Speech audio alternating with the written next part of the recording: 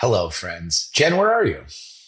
Still in Valencia. I'm going to be here for one more episode after this in this Airbnb that was supposed to be a hotel. I'm kind of at war with the people who manage it. It's been a whole thing. Go on.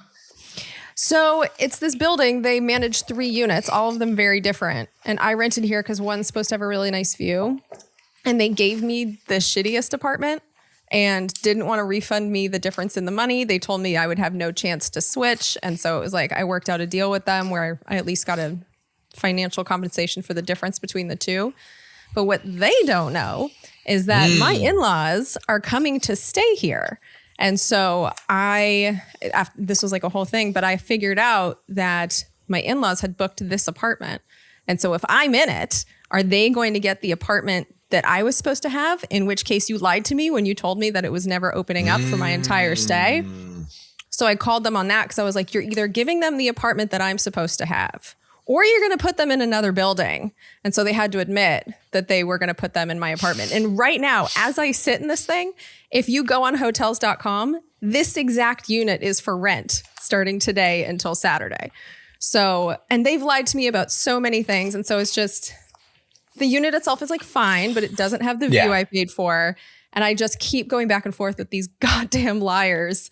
And so, my in-laws get here on Saturday. I am not meeting up with the landlord because I'm pretty sure we would get into a screaming match. But I'll at least get to see the view that I paid for when my in-laws get it in a couple of days. Oh my God. What a disaster. Customer service in Europe, man. It is not the same. So. What do you think the difference is?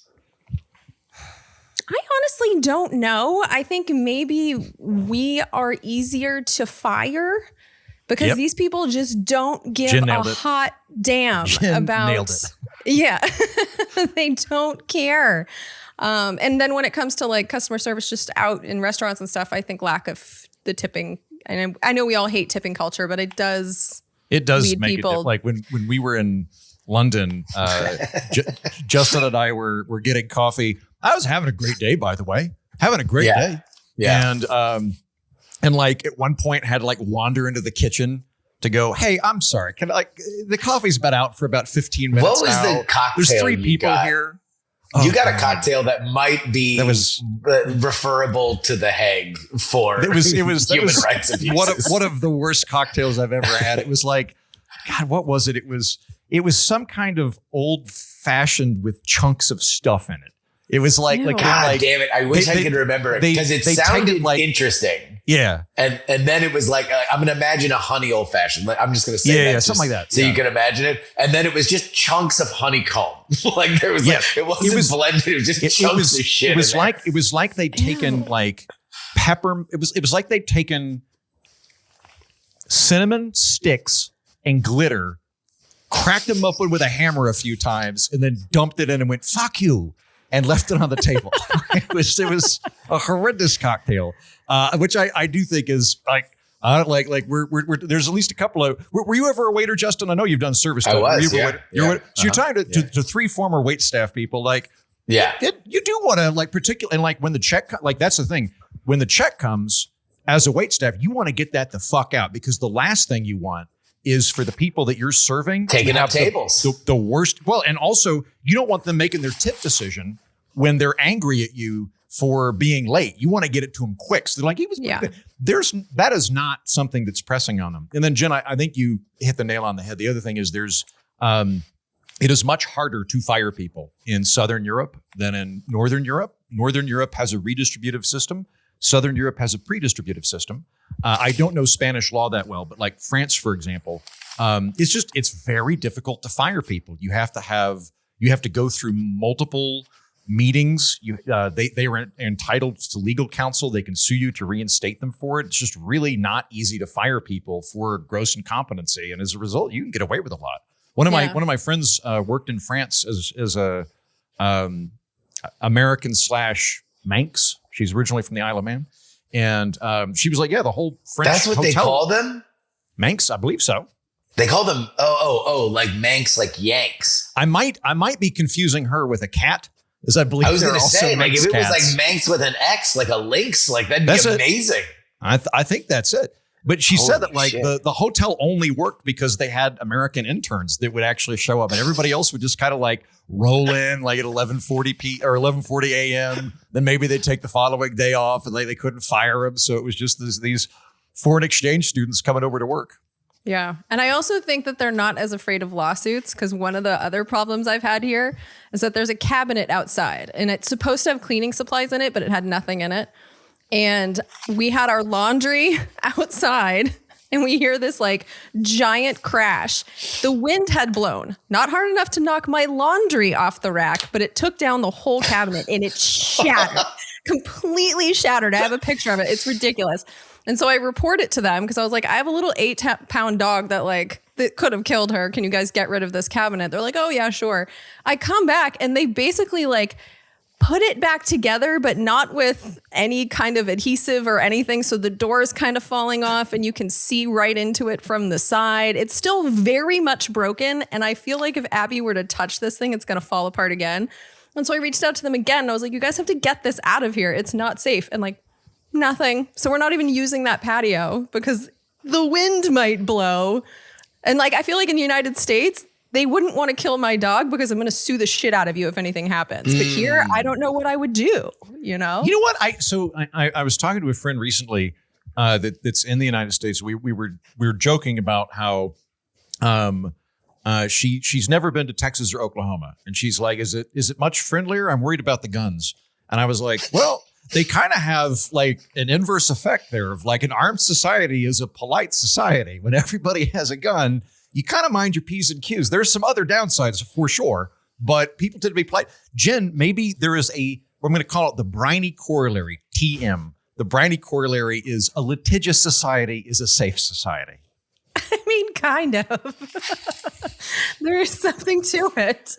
There's all kinds of things I've seen in Europe, like sidewalks where you're walking and then the brick just kind of like falls apart and then your ankle goes to the side. And like, there's just, I'm at that point, I'm at the 3-month mark where certain things about Europe are starting to annoy me. And it's little shit like that, where it's like, they're just little unsafe things all over the place that they just expect you to be an adult and see.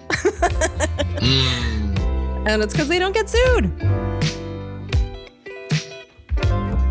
From East Bay, California, I'm Justin Robert Young. From Valencia, Spain, I'm Jen Briney. And from Washington, D.C., I'm still Andrew Heaton. And we're not wrong. On this edition of the program, we'll be discussing the shooting in Minnesota and a proposed California wealth tax that has already, according to some observers, sent over $1 trillion out of the state, despite nobody voting on it and it not being on the ballot. Jen is jerking off in celebration to the news. Yeah, we'll get to that. Plus that your plus your emails. Let's get right into it. Last week in Minnesota, Renée Good, a 37-year-old U.S. citizen, was fatally shot by an ICE agent during a confrontation connected to protests against ICE deployment in the city. Good and her wife were protesting the federal operation when an encounter with the agents escalated. One agent fired into Good's vehicle, killing her. Federal authorities say the agent acted in self-defense, asserting that Good's vehicle posed a threat when she advanced toward him. Witnesses, family members, and local officials dispute this characterization. The shooting prompted public demonstrations, vigils, and counter-protests, as well as an official investigation and renewed political debate over immigration enforcement tactics and use of force standards. Jen, what's the most important part of this story? Oh, I was kind of hoping you wouldn't go to me first on this one. I think the most important part of this story is that ICE agents are being given very clear permission from the top that they have immunity to do whatever really they want to do. Because we've all seen the video at this point. I don't think we have to do the play-by-play, but I'm very much on the side of she didn't have to die. In fact, I think a lot of the focus obviously is on the guy that shot her, but I think more focus should be on the guy, the ICE agent, who rolled up in a pickup truck and without even knowing what the situation was, without so much as a conversation with this woman whose window was down, tried to yank open her car door and was trying to get her out of the car. He's the one that escalated the situation. And then Jonathan Ross shot her twice from the side of the car where he couldn't even pretend to be under any kind of threat. So it's like, I'm clearly on the side of like, how does anyone not see it this way? So I always saw it as, at best, an excessive use of force, possibly murder. But the most disturbing part to me was the reaction of the administration, which was, with no investigation whatsoever, saying that ICE was right to do what they did. J.D. Vance saying that ICE, and this is a quote, has absolute immunity, unquote, quote, while on the job. That really concerns me. And the behavior of the ICE agents that we've witnessed after. I mean, there are routine beatings in the streets now.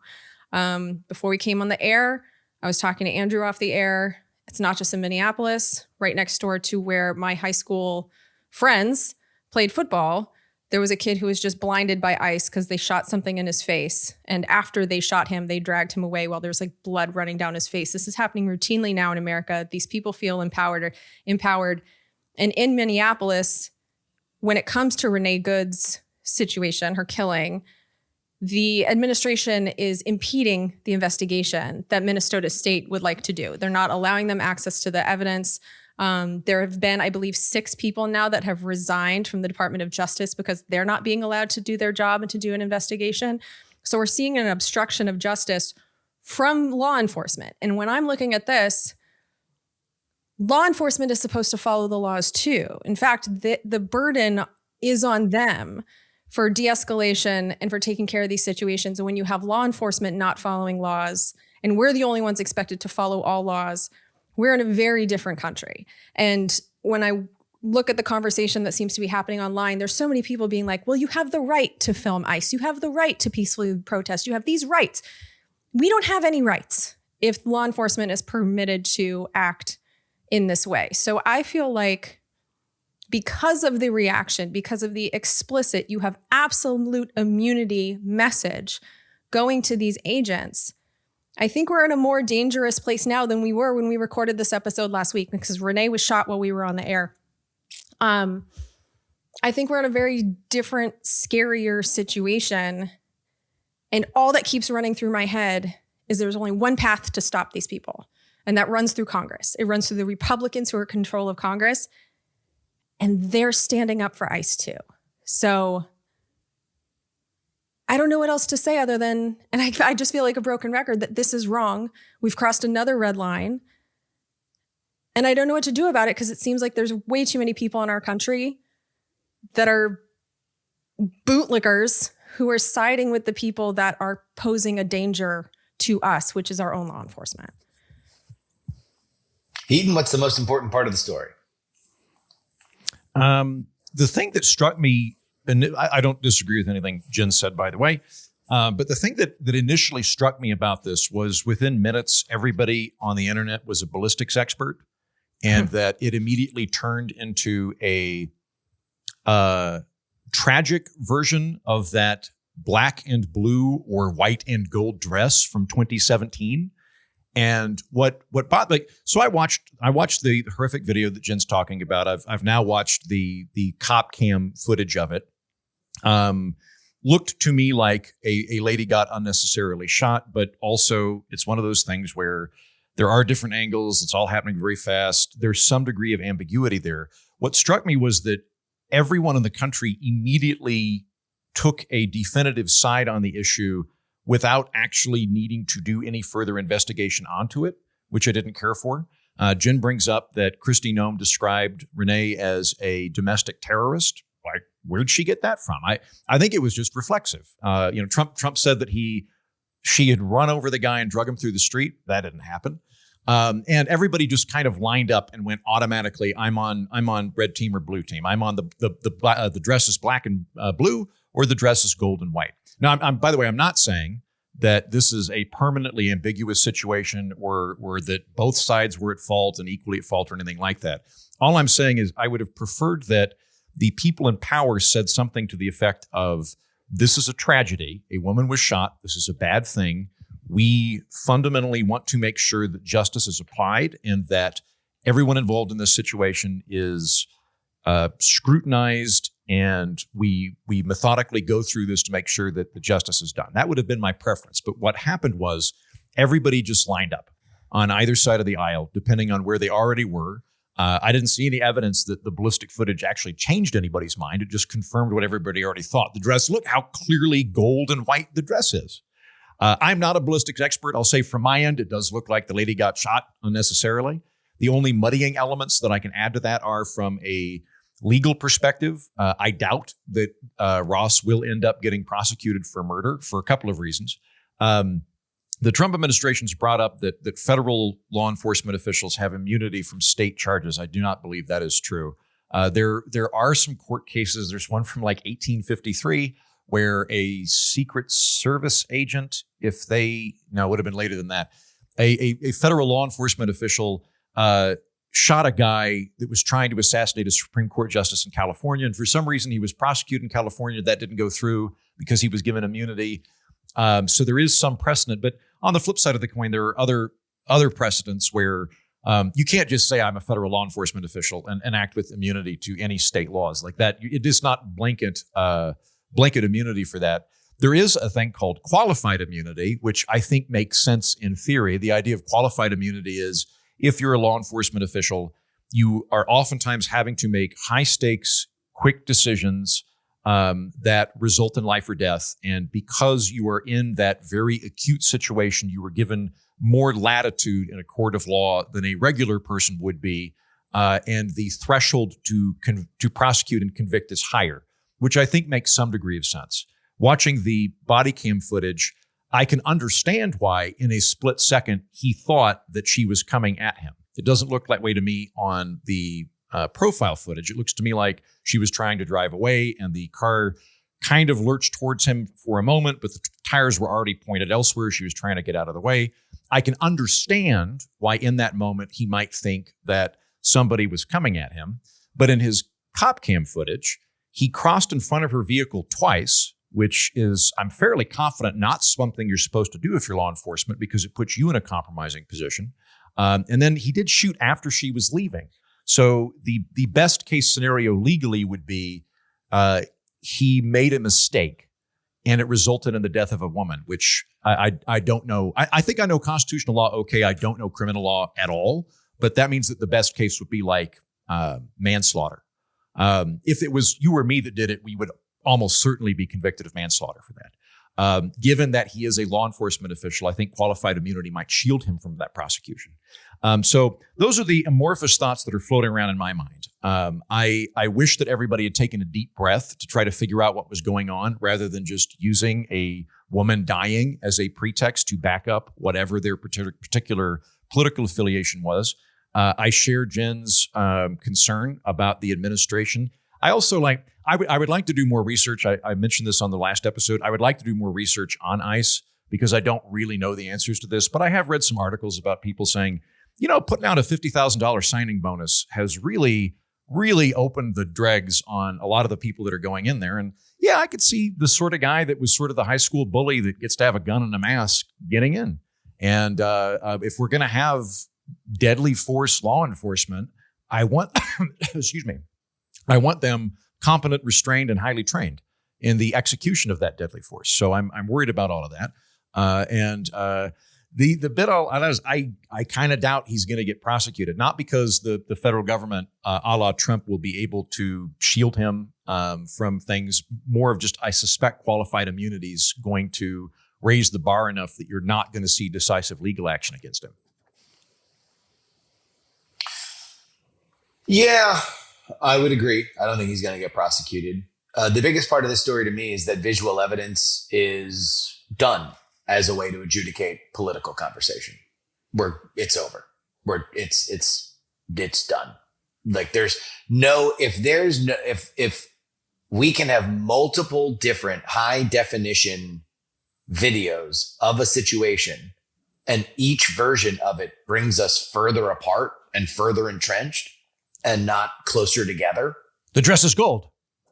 Then it's over. And also that's before we get into how easy this stuff is going to be to fake. That's before we get into the fact that all of our delivery mechanisms are designed to obfuscate context, and to weaponize things. It's like, immediately after this happened, by the time that we got off the air, last week, the biggest thing that was in my timeline were varying different people either speeding up or slowing down the footage to make their point. Like, that's speed it up if you want it to look like it's her fault. Slow it down if you want to make him look like a deliberate murderer. And, Instagram has long since abandoned any pretext of timeliness. So you're only going to get the most viral stuff, which is always going to be the most hyperbolic. It is just a fucking cesspool. And X is, the saving grace with X for me at some point was that at the very least you were getting things that were more, it was biased toward breaking news. So you would get things that were more new. That algorithm has totally changed. And I noticed it not only with this, where, news breaking doesn't have any kind of regular cadence. You're just kind of hoping that the lightning strikes and you're getting the news when it is fresh. But like even for sports, like where there is a regular cadence, there are things happening in the game.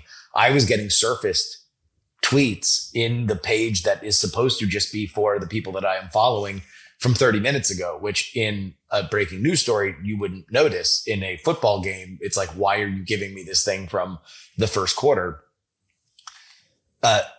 We are never, ever, ever getting back together when it comes to political persuasions if we are relying on the method of media that we have now.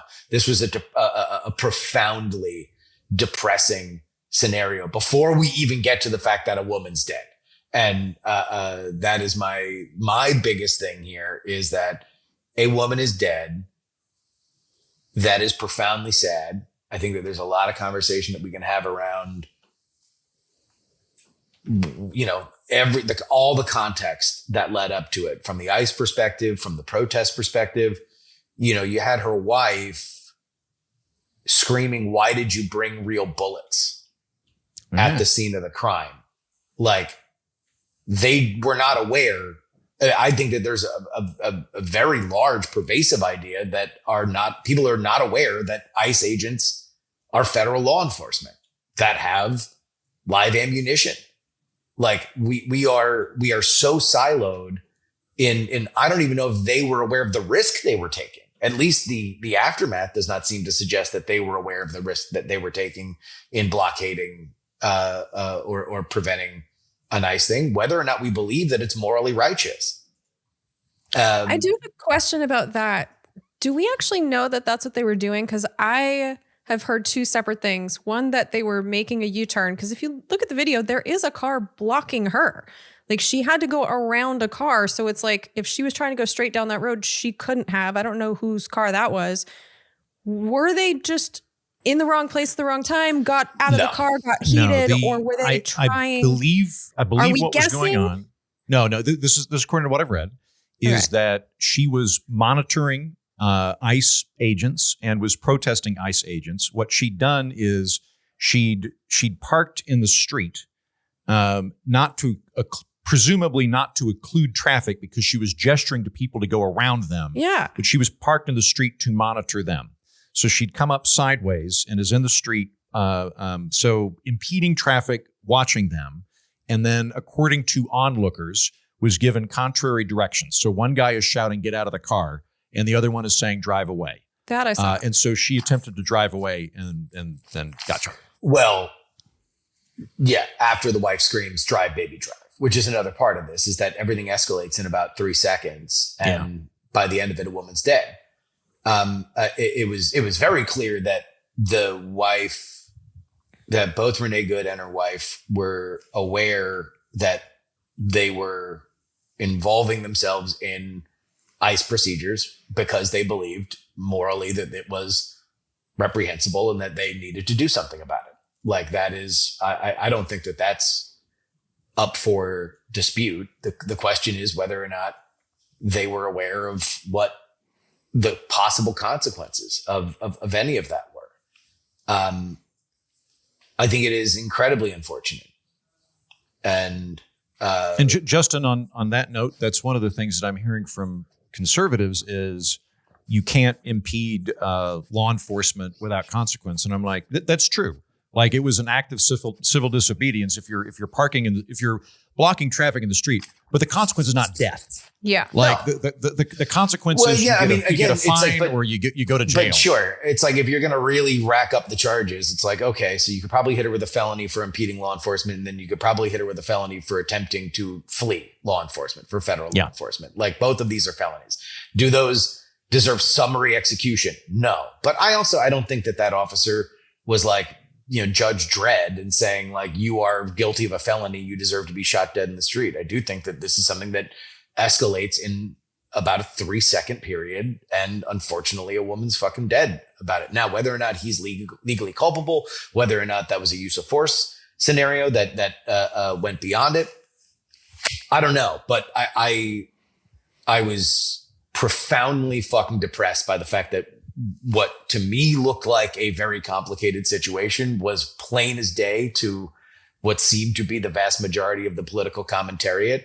And the more evidence we got, the more entrenched everybody got. Everybody saw their own version of it. And, it's hard to have any kind of realistic discussion that isn't entirely drug around by the nose by political talking points if we're not going to assume any kind of ground truth by looking at things. Otherwise, we are literally just puppets to political talking points. And it's either pick team abolish ICE or team Trump administration, and we'll all just scream until we're hoarse and not get anything fucking done in this country. Well, I mean, I kind of said it in my initial thoughts that, like, one of the things I'm struggling with is how some of this is not plain as day to everyone. And what's plain as day to me is that ICE has standard operating procedures that are escalating and using too much force. And I think that when you look, like, we've all said it, we've all seen it. When you watch the video that was being taken by Jonathan Ross, the officer that killed Renée Good, that was not a situation that looked like it was going to become a life and death situation until another officer shows up and, without having been a part of this at all, tries to yank open her door and assumingly pull her out of her car. We've all seen what happens next. Usually those people get roughed up pretty good and maybe sent to some kind of camp for a while, whether it's a few hours or a few days. That's a really scary situation. That's what she seemed to be fleeing to me. It didn't seem like she was trying to flee Jonathan Ross. She was trying to flee the guy that was pulling open her door. And in video after video after video, we're seeing that as standard operating procedure for ICE. They're just yanking people out of their cars. They're breaking windows. They pull people out of their cars. They beat them up, and then they disappear. That is standard operating with masks. They don't provide warrants. They don't. There's a lot of standard operating procedure that we have believed is supposed to happen in these situations that is not happening with ICE. And that's what feels clear as day to me. And that's what it feels like. I would hope that we would all be united in saying this needs to stop. And yet I don't see that. And so Jen, yes to everything you've said. I think in terms of the clear as day bit, my issue is the immediate non-contextual hot takes people had, not your deliberated top level understanding of ICE, which I don't disagree with. It's more of so the most fun time we have of dueling realities is the blue and black dress. Then the medium fun time we have of dueling realities is the Covington kids. And if you remember the Covington kids, it was kid in red hat smirking at Indian playing a drum, and everybody was like, he's racist. They should uncharter the school, and the kid should be shipped to a camp or something. And then Robbie Suave, my peer at Reason, went through and watched the actual unedited footage, and it was like, oh no, actually the kid was standing there. The guy came up to him. He was just awkwardly trying to wave away his friends, like he was wearing a red hat. That was really the only thing he did. He wasn't accosting some Indian guy, right? So when talking about the immediate clear as day thing, I don't mean about ICE or what ICE is doing. What I mean is when I saw this first video, my initial instinct was, oh God, a woman got shot. This is horrible. I would like to see more of this because I know that a lot of particularly on Twitter and Instagram, anything that's emotionally evocative is going to be cut and packaged in a way to, one, maximize the amount of views that it gets, and two, fulfill some sort of political agenda. So just looking in the first 10 seconds of it, what I want to know is, okay, what preceded this, the previous 3 minutes? Because at that point, not knowing everything we now know, I thought, okay, if the woman had just run over 3 guys and we're seeing the end of this and we're seeing her run away, then that would change everything. I don't know what the prior context is. So it's more of everybody leaping to an immediate conclusion without taking a deep breath and going, let's figure out what's going on here because this is such a serious situation in that acute instance. That makes sense. I do think that there are two, when I say separate, I mean, they're both worthy of their own conversations. There is a conversation of whether or not this particular instance was an appropriate use of lethal force. And then there is a larger conversation about the deployment of ICE, not only nationally, but specifically into cities that don't want them, specifically into states that don't want them, specifically with local governments that do not cooperate for varying different reasons, and the behavior of the officers. And at that point, we get into another tricky situation, which is at what percentage is a failure rate that deserves correcting of the larger system. And that is something that I don't think anybody is really talking about right now, because you have people that are generally just uncomfortable with the deployment of ICE. They are generally uncomfortable with the concept of mass deportations. They are generally uncomfortable with law enforcement having, the deadly power. It's a conversation we've had in this country for the past my entire life since Rodney King about the idea of the power of law enforcement over citizens. This is a obviously very politically charged mutation of that. And then you have the idea that ICE has been beefed up very quickly. You have conversations about whether or not the masks are appropriate and everything that goes on there. I think that there's a lot to chew on that gets reduced to a 3-second split decision that gets made that I think is also another conversation we can have about lethal force. Like I don't know. We don't really have any kind of interest in conversations. We don't at all in this country. Like right now, not in the mainline political discourse. We're just kind of racing to our bases and then being flabbergasted that everybody isn't joining us. Yeah, that's disappointing. And I'm going to add another conversation that I think we need to have as citizens, especially in this moment, because as Andrew pointed out, not only did they not do an investigation, but Kristi Noem and others in the Trump administration immediately branded Renée Good as a terrorist without any idea of what she was doing there. It was immediate. It was within hours. They couldn't possibly know who this woman was at that point. And like I said before, one of my biggest fears is we have rights on paper, but right now we don't have them in practice. And so when I look at the conversation that's being had about Renée Good, I think as citizens, we need to start having the conversation about what effective activism needs to look like in the next few years, because I really don't think that putting ourselves in harm's way, knowing these people are lawless and knowing they're being told they have immunity from the top, you can say the law disagrees, but when there's a gun in your face, I mean, that's what happens.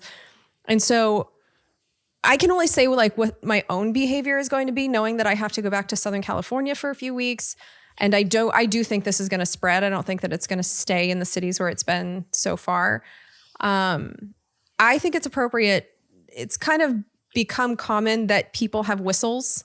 And what I like about the whistles is it's warning people in the neighborhoods. So it's like, if this were to happen, like let's say I'm at a restaurant or something, I would like to have a whistle on me so that the kitchen staff can hear the whistle and prepare themselves accordingly, whether that means flee or, whatever they have to do. Same in like a neighborhood. I would want my neighbors to know. Why aren't they the business staff? What's that? Why aren't they the business staff? Anyway, go ahead. Okay. Well, Why can't they be the business staff? Why do they have to be the kitchen staff? Like, I don't know. Maybe the reason I say the kitchen is because I'm probably a customer and the whistle would allow them to hear it. If they're my wait staff, they're probably in the same room and they're seeing what I'm seeing. My Venezuelan corporate accountant firm that I use I don't know. With $300,000 plus a year illegal immigrants that are all working at a sky rise. Yeah, I'll be that guy, Justin. I'll ward my illegal Venezuelan accountants. It's always like, oh, my who's gonna clean my shit cleaner? I need to alert my shit cleaner. Anyway. Yes, I'm a shitty racist, but I would also like my shit cleaner to know if their lives are in danger. So I think it's appropriate to have a whistle, but I'm not going to be one of these people who's going to stand in front of ICE because I know that they are lawless and they're being allowed to be lawless. But when I think of effective activism right now, the question for me is always, who can stop the behavior that we want to be stopped? Obviously, the Trump administration.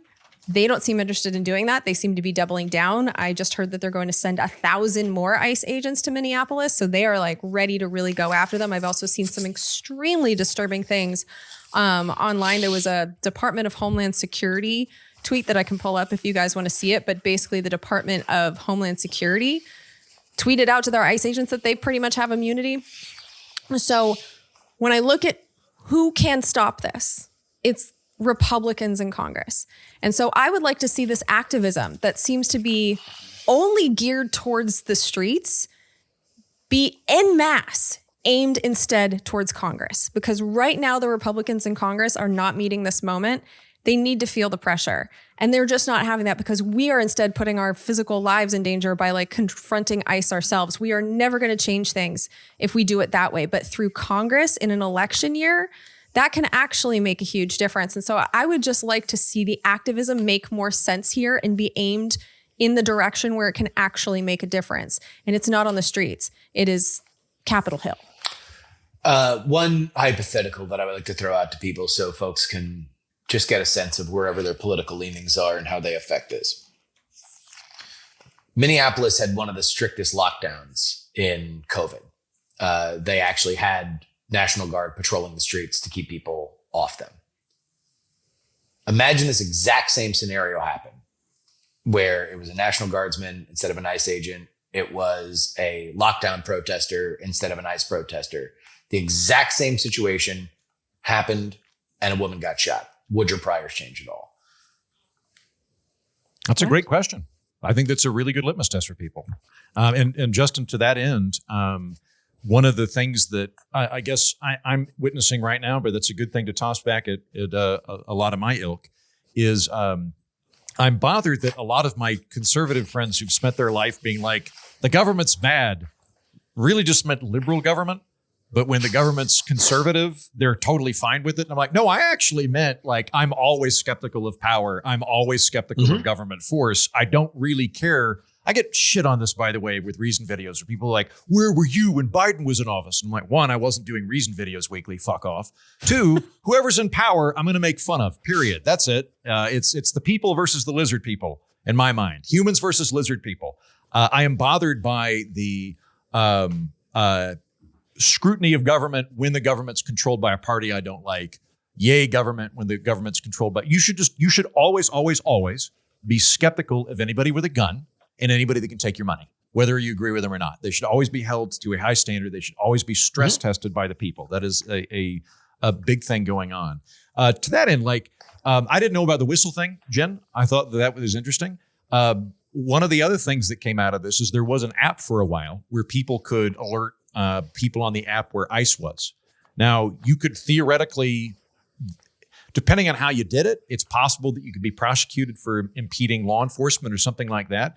But irregardless, the Trump administration got that yanked from Apple, which is the exact kind of thing they claimed that they were opposed to when they came in. Trump had a speech that I agreed with about how freedom of speech is important, and we're going to weed out any federal law enforcement officials and agency people that are trying to intervene in free speech, and the Biden administration throwing its weight behind what tech can do in terms of allowing discourse on vaccines and things like that. Well, that just happened, and nobody gave a shit because it happened to be a thing that the Republicans liked. But again, you want to be skeptical of government in general. And then I'd add on the activism thing, Jen. One of the things that I think has been lost in a lot of this conversation is the role of civil disobedience. Civil disobedience is part of the American tradition. And the best avatar of this is Martin Luther King Jr., whose position was, if you see an unjust law, you have a moral obligation to oppose it, and you have to pay the price. And he wrote a letter about that while in jail, where he went like, I have opposed an unjust law, and as a result, I am in jail for this because I believe in laws. I think part of the problem we're getting into now is that there's a presumption that if a law is bad, you can flout it, and there'll be no consequence. And so we're getting this weird amorphous thing. Like, civil disobedience is a legitimate way to do things. You have to deal with the consequences of it, whether it's a fine or whether it's going to jail or whatever the thing is. But like, it's part of the process.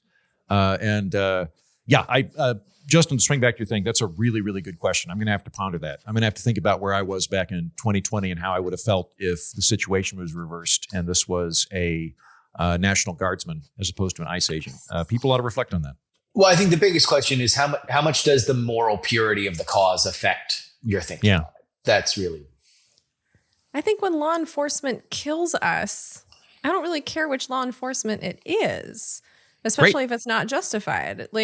And also, we kind of had this situation in Minneapolis during COVID with the whole George Floyd situation, and we were pretty fucking mad at Derek Chauvin. So I don't really see a big difference. Well, but I think the big difference Good. in the Derek Chauvin thing and this thing is the amount of seconds between a moment where something was going fucked up and when the person died. I mean, like what made the George Floyd situation what it was because that video lasted so fucking long, and the concept of he could have been saved if only Derek Chauvin had raised his leg off of his neck. Oh, honey, keep watching the videos then, because there was a doctor who lived on that street who was saying, I am a physician. Let me finish. Who was saying, I am a physician. And he was denied access to that car. And if you sit there and you watch the whole video, she was not given any medical attention for like 10 minutes. So it's actually quite similar to the George Floyd situation, because you can survive a gunshot to the head. Just ask Gabby Giffords. And so that denial of medical care is a part of this story too. It's actually very similar. Jenna, I don't know that Justin's hypothetical really applies to you so much. I think it would be for people that just reflexively would go during lockdown, hey, this is a disease. Somebody got in the way of National Guard. It's sad, but it happens. They tried to flee. They tried to flee somebody who was trying to keep us safe. Justin's point, I think, is well met, of just not the position of when law enforcement screws up, you should be mad at them, which I think is the right one, but rather if law enforcement is enforcing a law I like, do I give them presumptive of innocence? Or if law enforcement is enforcing a law I don't like, do I give them presumption of guilt? Whereas like the place we all ought to be is a consistent rule that we apply regardless of whether we agree with it or not in terms of what law enforcement's doing. If it was somebody who had a history of anti-mask activism, who thought that COVID was the flu and, was in a situation where, a large portion of the country believed that those views were not only abhorrent, but were killing people, would you have sympathy if they blocked enforcement from law enforcement and then tried to flee and then got killed doing it? Okay. No, that helps a lot. It explains why I didn't understand the significance of that question. I felt very stupid there for a second. I would make a great hostage negotiator. I'm never going to get elected to office, but when one of you gets elected to office, I can be a negotiator with another regime. But yeah, I think we're fucked. We're just cooked. We're cooked as a society. Like there's just we're not getting smarter. We're not getting better. We're getting dumber. I've been more black-pilled in the dialogue around this is just been fucking earth-shatteringly dumb. Fucking really, really dumb. Fun book really you can both read that will be a more entertaining way of experiencing this reality. I mentioned this on the show. I had the great Jason Pargin on the Political Orphanage a month ago talk about his book. I'm starting to have second thoughts about this black box of doom. It's a very funny, very well-written book. He's a great writer. It's worth a read as a fictional work regardless. But in talking to him, the thing that was really the underlying animating message of the book, which again, the plot carries it, but insofar as there's a message, what he was like communicating was, look, we now live in a period of algorithmic horror where the algorithms and the bad actors participating in them are intentionally trying to capture views, animate people's emotions, and then spew stuff out to get attention rather than actually drive people towards truth. And it's getting harder and harder within that reality to be able to see what actually happened, because you're dealing with this massive, massive onslaught of people that are wanting evocative, grabby stuff to occur, as opposed to getting you to think clearly, rationally, and have the data necessary to do it. Yeah, I'd say that's fair. Yeah. I mean, I also just think it's people's lack of curiosity. Like we don't have enough stuff to keep us busy. And so we treat, our the most exciting thing that we can do is graft ourselves onto political causes that we make our personality. And yes, that's, as somebody who cared about these kinds of things back when it was like an immediate fucking party ender, cared about these things when it was fucking really boring. The fact that it's like, all right, well, everybody showed up to the party. That's awesome. Okay, man, I thought I would have loved this. And then it's like, no, it's actually just only gotten dumber, and everybody has only gotten louder. And it's fucking, I don't know. Maybe I need to find a real job. I'll just become a fucking accountant or something. This sucks. No, Justin. It's fascinating. Sorry. Thank you. Justin, people need your insight and they need your sanity. Trust me. They can march on fine. No, it's okay. I'm gonna say on my end, I think part of the public good that I provide on the political orphanage is, one, I'm pretty upbeat, and I think people need that. They've got everybody else keeping them depressed, and part of my role is to come in and go, hey, I'm going to give you an hour where you feel a little bit better, and I'm going to try to calm everything down. And I think you're both very insightful people.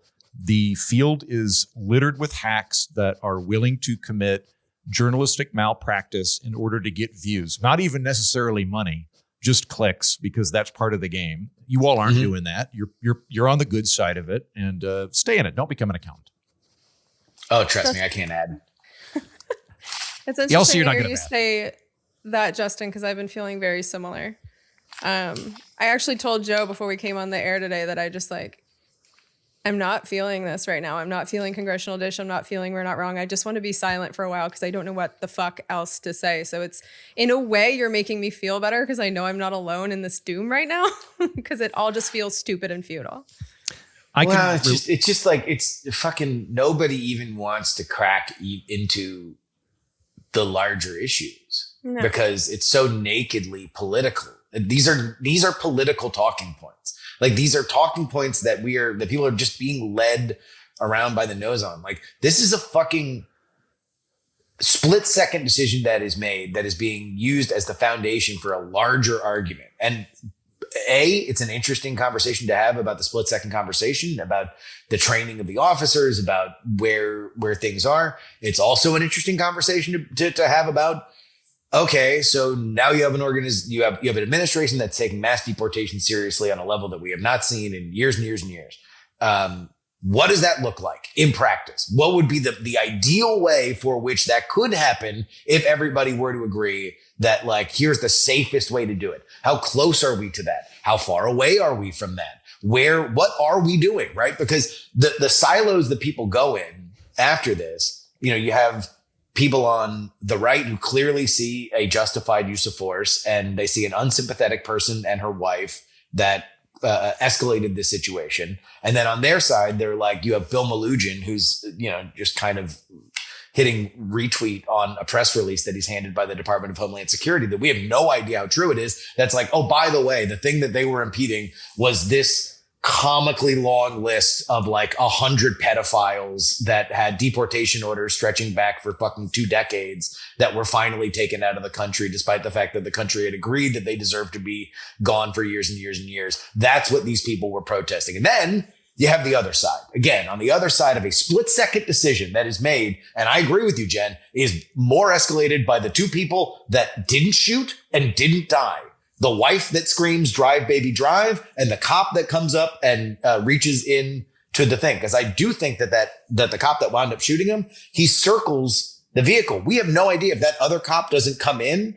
Does he just complete the circle and go back to his car and do something else? This whole thing begins because the other cop comes in to reach in and tells her to get out of the car. And then in reaction, the wife screams, drive, baby, drive. She does. She fucking dies. Right. Yeah. Like this is a split second decision that then on the other side of it is we have fucking Nazi thugs that are marching through the country. There's enough visual evidence to say that they are being abusive to the people on the street, that they are detaining American citizens, that they are putting people into lockdowns that are unjustified. This needs to stop right now.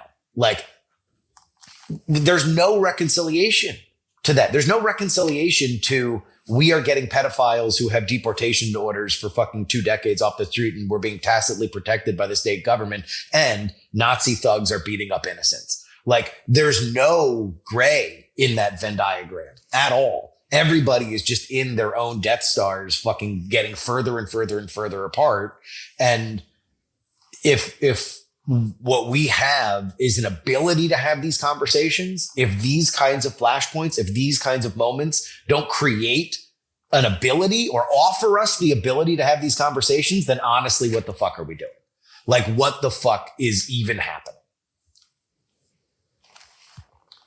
Well, I mean, the people listening to this program are not the people on the angry end that you're referring, Justin. We've got our audience that is... Yeah, no, trust me, I read the emails. There's plenty of that too. But like, and that's fine. Everybody can be passionate. I want people to be passionate. You should be passionate about your life. You should be passionate about your government. Like, all I would ask is that, like, in times of chaos, we can get smarter. In times of chaos, we can reconcile. In times of chaos, we can look to shared values on some level. And that's really what blackpilled me this week, is that it's like, now we're going to fucking make this moral purity test on where you see a 3-second fucking decision that got chaotic and a woman died. And we can't even, if we're going to go to the administration side, there were a few people that I think eventually showed some level of humanity. Tom Homan, of all fucking people, who is the immigration czar, and apparently is in a fight within the Department of Homeland Security with Kristi Noem about some of the tactics that ICE is using right now. When he was shown the video after coming off a plane, he said, I don't know what happened. I've only seen one video. I hope we have an investigation, and may the chips fall where they may, which is, by the way, the appropriate thing. That's the fucking exactly what I would want said. Them to say. Yeah, that's right. That's exactly what I'd like. Instead, you have fucking Corey Lewandowski and Kristi Noem, who I hope one day lose their never-ending battle to fucking lose their jobs, that come out and call her a domestic terrorist as if she screamed fucking Allahu Akbar before she intentionally rammed this fucking officer. Like, that's ridiculous. And she had to fucking walk that back. Like, there is bad behavior here that is done, not because it is good governance, not because it is better for society, but simply because this is a media environment where people are fighting over talking points. And the point of view is, on both sides, you cannot lose an inch or else you will lose the talking point argument. And that's fucking understandable if you're a PR professional. Why there's a volunteer corps for the PR fucking battle, I don't know. I don't get, I don't understand. And it depresses me to see people that are smart fucking volunteer to repeat the same bullshit. Yeah. Patreon.com/We're Not Wrong. We're going to cheer us up on this bonus episode by talking about Iran. Yeah, that fucking pile of sunshine. Iran. We're going to talk about that. How many people are dying? Do we have any idea whether or not the United States should intervene? And more. Is the Shah going to create a new United Airlines flight from LA to Tehran? We discuss. Hey, let's talk about the Golden State. of California. Lovely window breaking through here at 9 o'clock in the morning on a Wednesday. Window breaking through. Yeah, light upon yon window breaks. Usually when I say window breaking, you were close. Yeah. The sun is breaking through the window. Is that what you're grasping for? Yeah. Is that not what I said? Oh, okay. You said window breaking, and you sounded really angry. So it seemed the like light, your window the had light broken. upon the window breaks. Yeah. Yeah, you said window Okay. breaking through. I'm like, Okay. Well, no, You're this is a trying, nice honey. neighborhood. This is a nice neighborhood. where are you? Oaktown? No, further in the rich area of the East Bay. Oh, very nice. California is considering a ballot initiative that might affect some of the neighbors in this neighborhood. I don't know, not where I am, but some of the neighbors might be affected by it. It's a one-time 5% wealth tax on residents worth more than $1 billion, according to those that wrote it, to help fund healthcare, education, and social services. If it qualifies and passes, it could apply retroactively to people living in the state as of January 1st, 2026. That, for those of you who are calendar challenged, is a few weeks ago. So you would have had to move before we are talking if you want to avoid this. Critics argue that it could drive capital and talent out of the state. In response, Google co-founders Larry Page and Sergey Brin have moved business entities and assets out of California before the January 1st deadline and have signaled plans to reduce ties, with Page buying a high-end home in Florida. Lay estimates place the wealth flight at over $1 trillion, some even saying that it is into the $2 and $3 trillion range. California's proposed billionaires tax is led by SEIU UHW, most prominently supported by former Clinton Secretary Robert Reich. It must gather signatures to reach the 2026 ballot, where voter approval would make it law without legislative action. Representative Ro Khanna initially came out in support of this before qualifying his endorsement of a wealth tax by saying he is for a wealth tax, but not this wealth tax specifically. Yesterday, Tuesday, as we record this, Gavin Newsom said he would work against the proposal, despite the fact that he is term limited before it would go into effect. Mr. Andrew Heaton, is this one-time itty-bitty, tiny 5% wealth tax? The billionaires would barely notice it. Is it a good idea? It's a great idea. I think that the wealth tax absolutely works at its goal, which is to get rid of wealthy people. If you think billionaires are bad and you want to get rid of billionaires, put in a billionaire tax. I think that is not the stated aim of this particular referendum proposal, but a lot of people that I've met that are in favor of wealth taxes don't want billionaires to exist. This was one of the refrains that was going on during the Occupy Wall Street thing, if billionaires are inherently bad. Yeah, if the goal is to get rid of billionaires, then a wealth tax is a great idea. And you're seeing part of this now with capital flight out of California. Like the two most notable people that have left are the founders of Google that have left and taken all of their myriad money with them. So yeah, and insofar as like, if that is your stated aim, we just don't want billionaires, we want billionaires to leave. A wealth tax is actually a really good way to do that. I think it's a logical way to do it. And as someone who's still rooting for Austin, Texas, like we'll take them, like move them down there. We would love more venture capital in Austin, Texas. That sounds terrific. Maybe Oklahoma will get its hands in the game. I'm not philosophically opposed to a wealth tax. If you're needing to spend money on something that we truly need to spend money on, and I would put like homelessness and mental health services for homeless people in that camp. If we're going to get money from somebody, I'd rather take it from wealthy people than from poor people. That makes sense to me. I don't have a problem with it. But I do think that if the goal of the wealth tax is not to get rid of billionaires, the goal of the wealth tax is to fund government operations, it is a fairly ineffective tax. It doesn't work particularly well. Part of it is the flight reason that's brought up there, but a lot of it's just empirical data that we have. In 1990, 12 of the 36 OECD countries had a wealth tax. As of 2017, that number dropped to 5.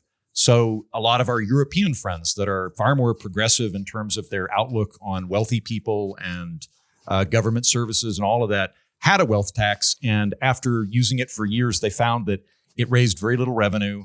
It was very hard to administer, and it's distortionary. And the people that are subject to it have myriad financial services at their disposal, which is able to help them shift things. And it ends up being a very big headache for not a lot of money, all of which risks getting that person to leave altogether. Presently, I think like Colombia, France, Norway, Spain, and Switzerland have it. And the revenue that it brings in is minuscule. It's like 0.1% of GDP, maybe 0.3% of GDP in all those cases. It's very, very small. It doesn't even hit 1%. So it's not like it's an actual good revenue source.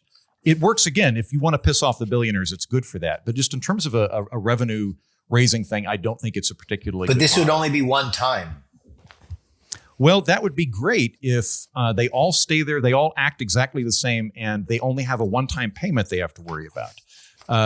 A side effect of this is the reason that the Google guys left was in order for them to hit the amount of money they would need to pay, they would have had to liquidate enough stock in Google that they would have ended up losing their, like Google, I think, is divided interest. Yeah, they've got controlling shares and they've got equity. They would have had to end up selling their controlling shares in order to meet this threshold. And so you think about applying that to the tech sector, where and there are other people that have voiced this concern, I would have to sell the controlling stock in my company in order to hit this.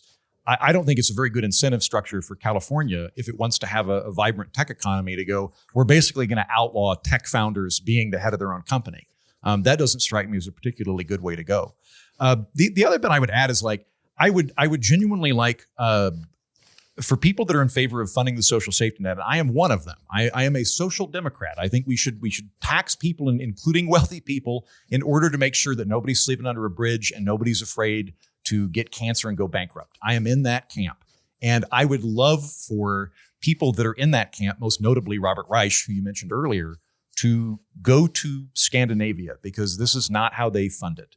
In Scandinavia, they've got way higher taxes on the middle class and way higher taxes on the lower class. And that's how they fund their social safety net. They don't do it by bilking billionaires.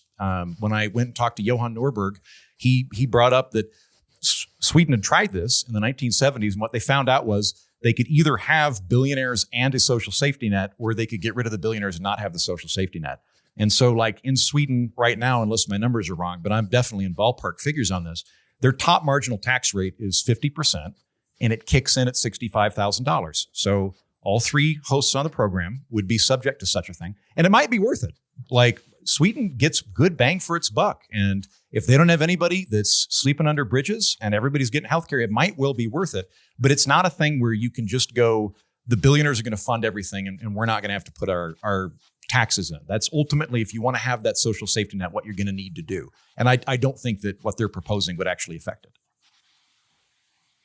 I think that Robert Reich would love going to Scandinavia because he could sleep in a wooden shoe. He's very small. Jen, is this a good idea? So it seems like the structure of this one, based on the fact that it is being opposed by now Republicans and Democrats, is probably not great. And I think that having to sell things to keep control of your businesses, it's problematic. As Justin said, but I want to reiterate, this is not a thing that's actually happening in California. It's not even on the ballot yet. So the fact it's actually that opposed by Gavin Newsom. It's just like such a big part of like the conversation right now. It's like, this is not a thing. So like, let's simmer down. But if we want to take this more big picture, I am one of these people that thinks extreme wealth is a problem, not just in the United States, but in the world. Because money is power, and we have allowed such a small number of people to amass such great fortunes that they're exercising their power. I mean, Elon Musk single-handedly determined who would have communications in the war in Ukraine. That is way too much power for an unelected person to have. And so I'm also very aware of how money is made. And I think that we have to, as a society, really start to question what the stock market is. Because when you look at what a billionaire is, it is damn near impossible if you have no inheritance to become a billionaire based on paychecks alone. So like to get $1 billion as just like a normal person, you would have to work for 50 years, make $20 million a year, and not spend a penny to amass $1 billion. Most of these people are getting their billions because they are investors in the stock market, which means they are getting the profits of other people's labor. And that really like adds up over time. They say that your first million is the hardest. And the reason is that's the million you make with your paycheck. But once you can invest your money, you've got the stock market giving you 10, 15, 20, 25% over the last 5 years. The S&P 500 has returned 20, 25% per year to the people that are in the stock market. And don't get me wrong, I understand the casino. I'm in it because I want the easy money too. But that's how these fortunes are amassed and how they grow so much exponentially year after year. And so when I see the stock market as a wealth extraction mechanism, I think it's fundamentally unfair the way that we tax those gains. Because when it comes to capital gains, all you have to do is establish residency in a zero tax state for 1 year, and you can have no state taxes whatsoever. And I just don't think that's right. A lot of these people earned their fortunes while living in California, and then they're going to go live in Florida for 1 fucking year, and they don't have to give California any money. And I think that Scott Galloway, I will credit him because this was his idea, but it's been really stuck in my head.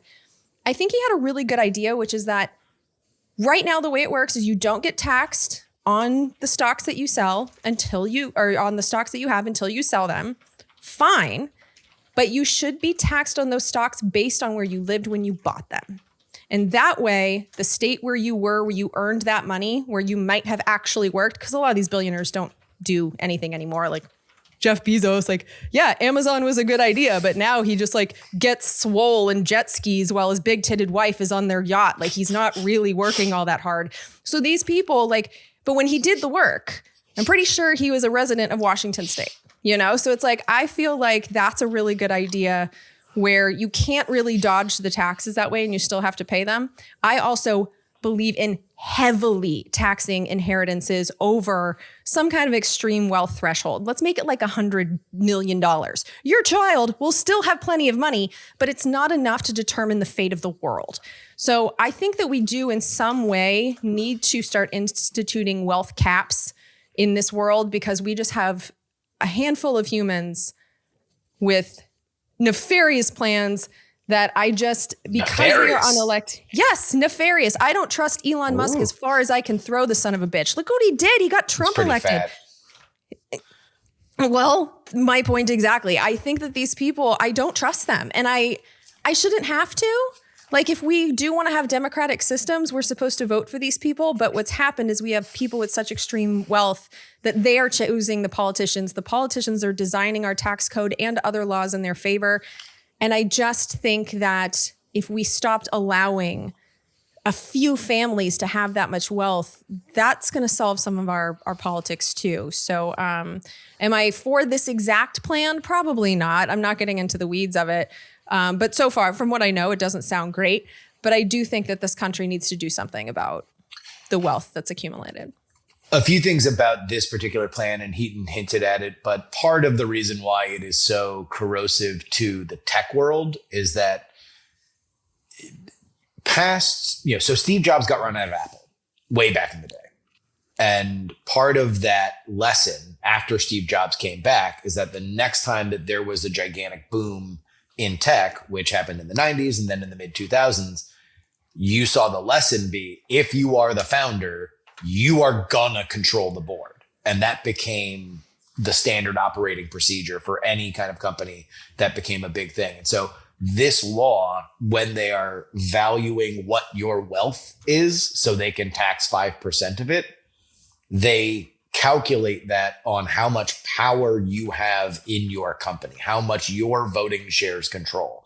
So that means that Larry and Sergey would not be paying 5% of what their personal holdings are. They'd be paying 5% of what Google is worth, which is why they would have to liquidate like so much of what they would have. And so that's why they're doing it. The reason why people are leaving, despite the fact that this is not a law or even on the ballot right now, is because it had that trap date of January 1st. And you have a bunch of people like Larry and Sergey that are like, if you were kind of on the fence of buying a house in Boca Raton, fuck it. Like we're going to go do that. Peter Thiel did that.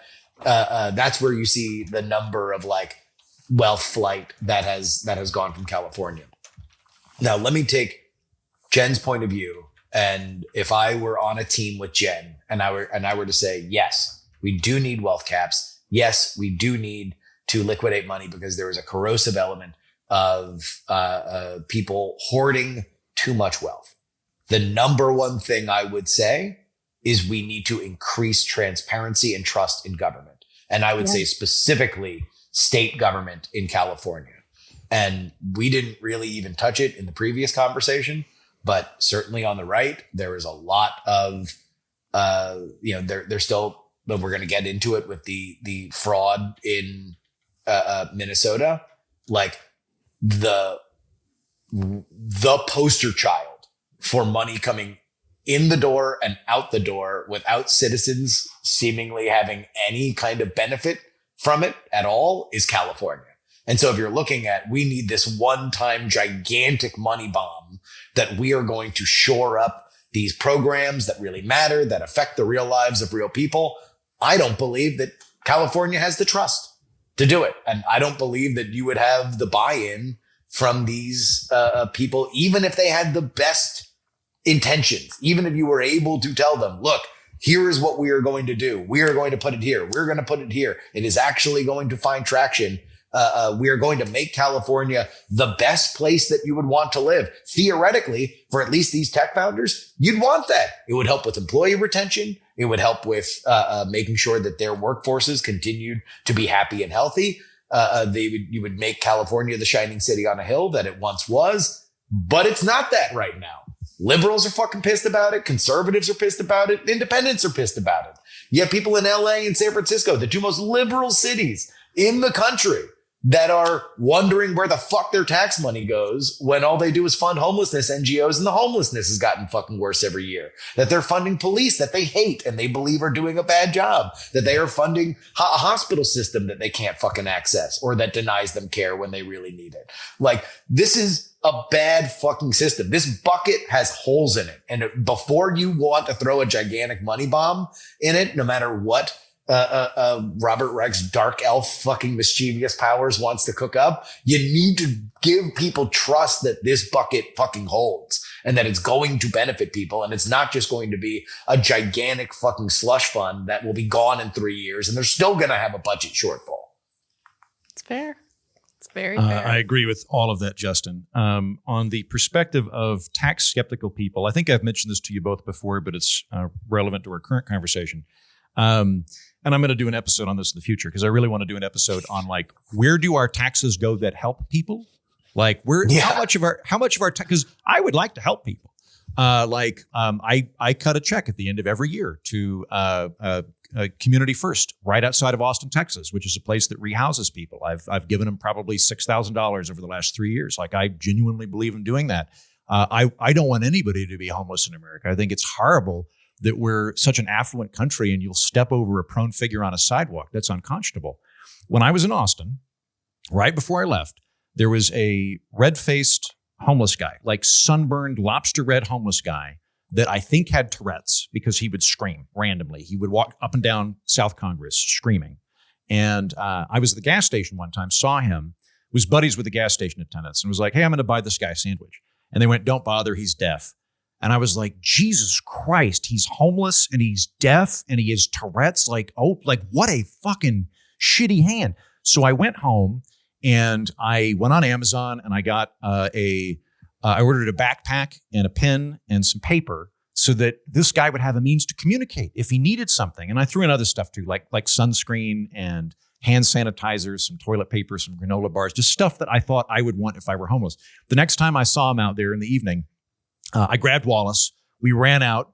I found this guy and I was like, hey, this is for you. And I wrote down like, this is for you. Do you need anything? He did not have very legible handwriting, but he was very gracious and sort of communicated to me like, I'm okay. I've kind of got a plan. I'm gonna go here. And I was like, okay, man. And he left. And as I was walking back to my house, I remembered that earlier that day, my accountant had called me to let me know that I owed the IRS an additional $18,000 that year. And I was like, where the fuck is my money going? Because I just went and did this And I just cut a check to people. Like, I want to help people. My problem's not the taxes. My problem is pissing away the taxes. That's the problem I have with it. So yes, I would love to reform the system. I think that's a huge part of it, is not the amount of money. We have plenty of money right now. The problem is that we're not spending it in a fortuitous manner.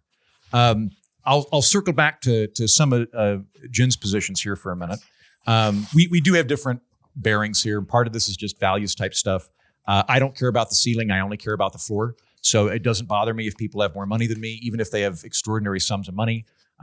With Bill Gates, the economic analysis on him is that the amount of money that he via Microsoft ended up creating for the world is, or he ended up netting about 2% of the overall value, and he's now giving it all away, and probably giving it in a better capacity than the federal government. So like, I got no problem with that. I understand the logic on having people with too much power having too much influence, but I don't know that really translates. Sweden has more billionaires per capita than we do, and they're doing very well and have a social safety net that I think is very enviable. And in terms of... And a well-apportioned bikini team. Go ahead. Well-apportioned bikini team. The people that are there too. I would not want to risk losing them. Like, if we were to put a wealth cap in the United States, I wouldn't want to lose all the billionaires. Right now, the way that we have our tax system set up, which is more progressive than the European tax system, is the top 1% pays 40% of all federal taxes. That top 1% that we were inveighing against during Occupy Wall Street pays for almost half of the taxes in the entire country. The next 50% is paid by the top 10%, which is like if you make $200,000 a year or more. And then the bottom 50% pays like 3% taxes or something like that. Like, the actual amount of money that people pay at the top is wildly disproportionately more than everybody else. And I'm fine with that. I think that's actually a fairly fair distribution of how we have taxes paid for in the country. So I don't have a problem with that. But Jen, I do want to circle back to the stock market thing, because I'd like you to flush out your position on that a little bit more. I don't think the stock market is extractive unless you have a zero-sum economy. But if the economy is growing, I think the stock market's great, because I as an average Joe, can get buy-in. Like, most of my retirement savings is from when I was making $70,000 a year in New York, and I was able to buy stock in the S&P 500, which is now expanded and will continue to expand and allow me to develop that wealth as an average guy before I end up getting to retirement. And then, like, I don't remember the exact figure, but I want to say it's a significant amount. It's like 30 to 40% of the S&P 500 is owned by public pensions. So I think that it's actually an incredible vehicle, both to expand the economy and for people to buy into the economy. So the stock market is not the economy. And so you and I have been able to invest in the stock market because I think we were born on... And you're included too. It's not just in... Shush. Sorry, I'm talking to my illegal Venezuelan stock market portfolio manager. Anyway, go ahead. So the reason that the three of us have been able, I'm only going to talk about myself. I've been able to invest in the stock market because I was born on third base. I have parents that helped, or they paid for my college. I had, parents that when I was given like birthday money, they just like put it in a fund for me. Like, I wasn't allowed to buy the candy or whatever. My money just like disappeared. But that was invested for me when I was a small child. Because I didn't have student loans, I was able to start this podcast, and I've been able to, because I am married to an engineer, take a lot of the money that we've made in the last, I'd say we've been investing for a little under a decade. But we've been able to have extra income to allow us into the stock market.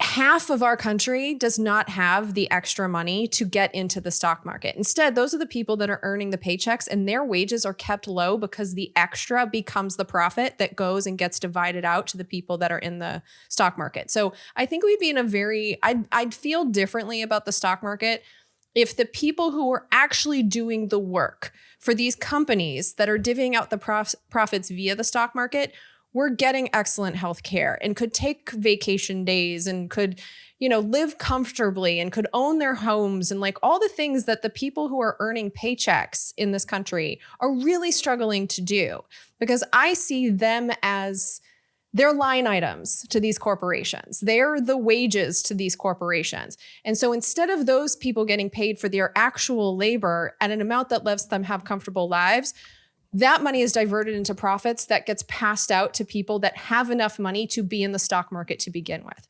And so there's this whole, like, in the investor world and in all the bro podcasts, they all talk about like the magic of compound interest. It's not magic. The system is set up to have your money, because of their people's labor, continue to grow and grow and grow. But that's real money that's coming out of real corporations and are going to people that pay, we spend no time in these companies. Through my ETFs, like I'm invested pretty heavily in the S&P 500 because I'm lazy and, it says that it works. It's also the smart thing to do. Does. You shouldn't pick stocks, yeah. Yeah, I don't pick stocks. But that means that I am a co-owner in a bunch of companies I don't even know what they are. And so I just think it's like, I'm doing it, obviously, because that is the way to make money in this economy. But I also am very aware that I don't think that these are gains that I should get that get taxed less than my labor.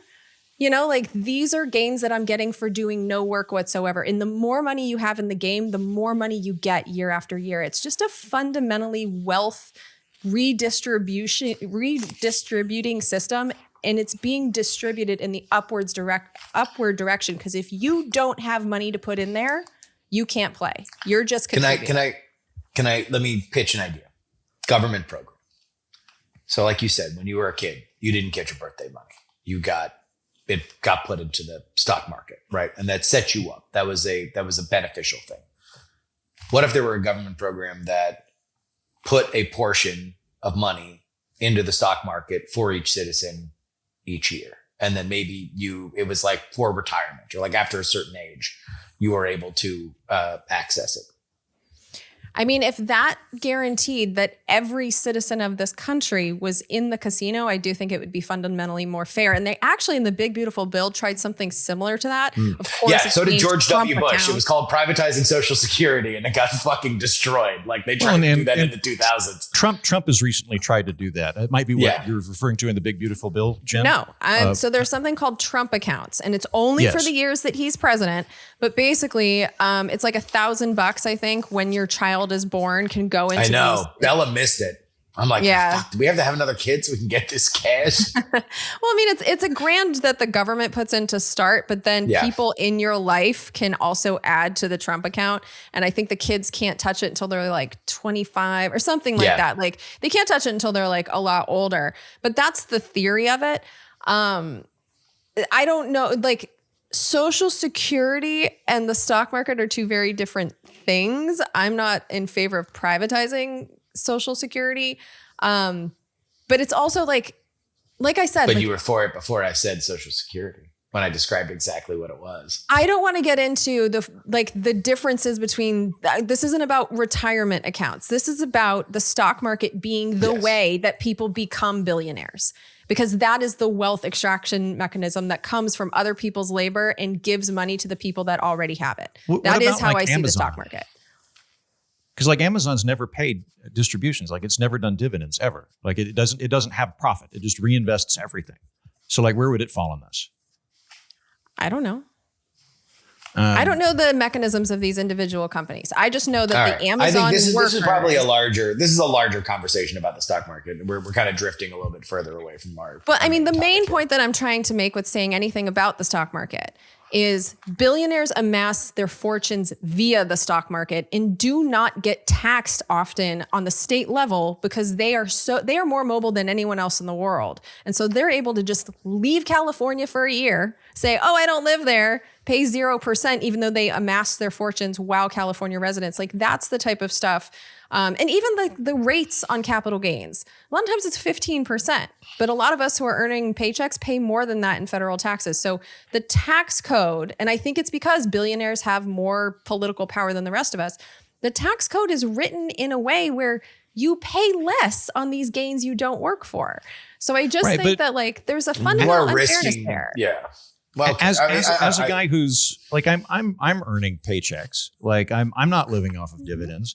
And if I want to actually grow money and be able to participate in the economy, which I'm really glad I can do, I take money that I've already been taxed on and I put it in the stock market. Now I've already worked for that money, and now I'm investing the money.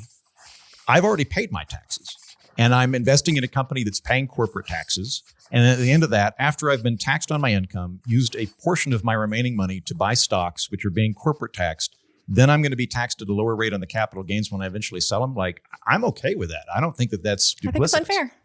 I think it's unfair because you didn't do anything to earn that money. That money came to you because you had money. And I think it should be taxed again. I'm not going to say ill-gotten gains because you're not doing anything wrong. This is the system that we have, but I think it's a shitty system that makes it possible for people to amass a lot of wealth for doing no work. Let's stop. Justin wants us to stop. We will. Yeah, I think I've explained my position. So yeah, we will agree to disagree, and I think that there's a lot of stuff that kind of goes into it. That it is a richer conversation that I'm sure we will circle back to at some point. We're not wrong pod at gmail.com. We have one, right? I'm European, and I don't hate you, Jen. Oh, thank you. I am glad to hear that. Not all of you think I'm a fucking mooch for wanting to spend time here. Mm-hmm. And now the Andrew Heaton Sports Question of the Week. Heaton, after that messy comeback Saturday night, are all the Bears going to be painting their nails?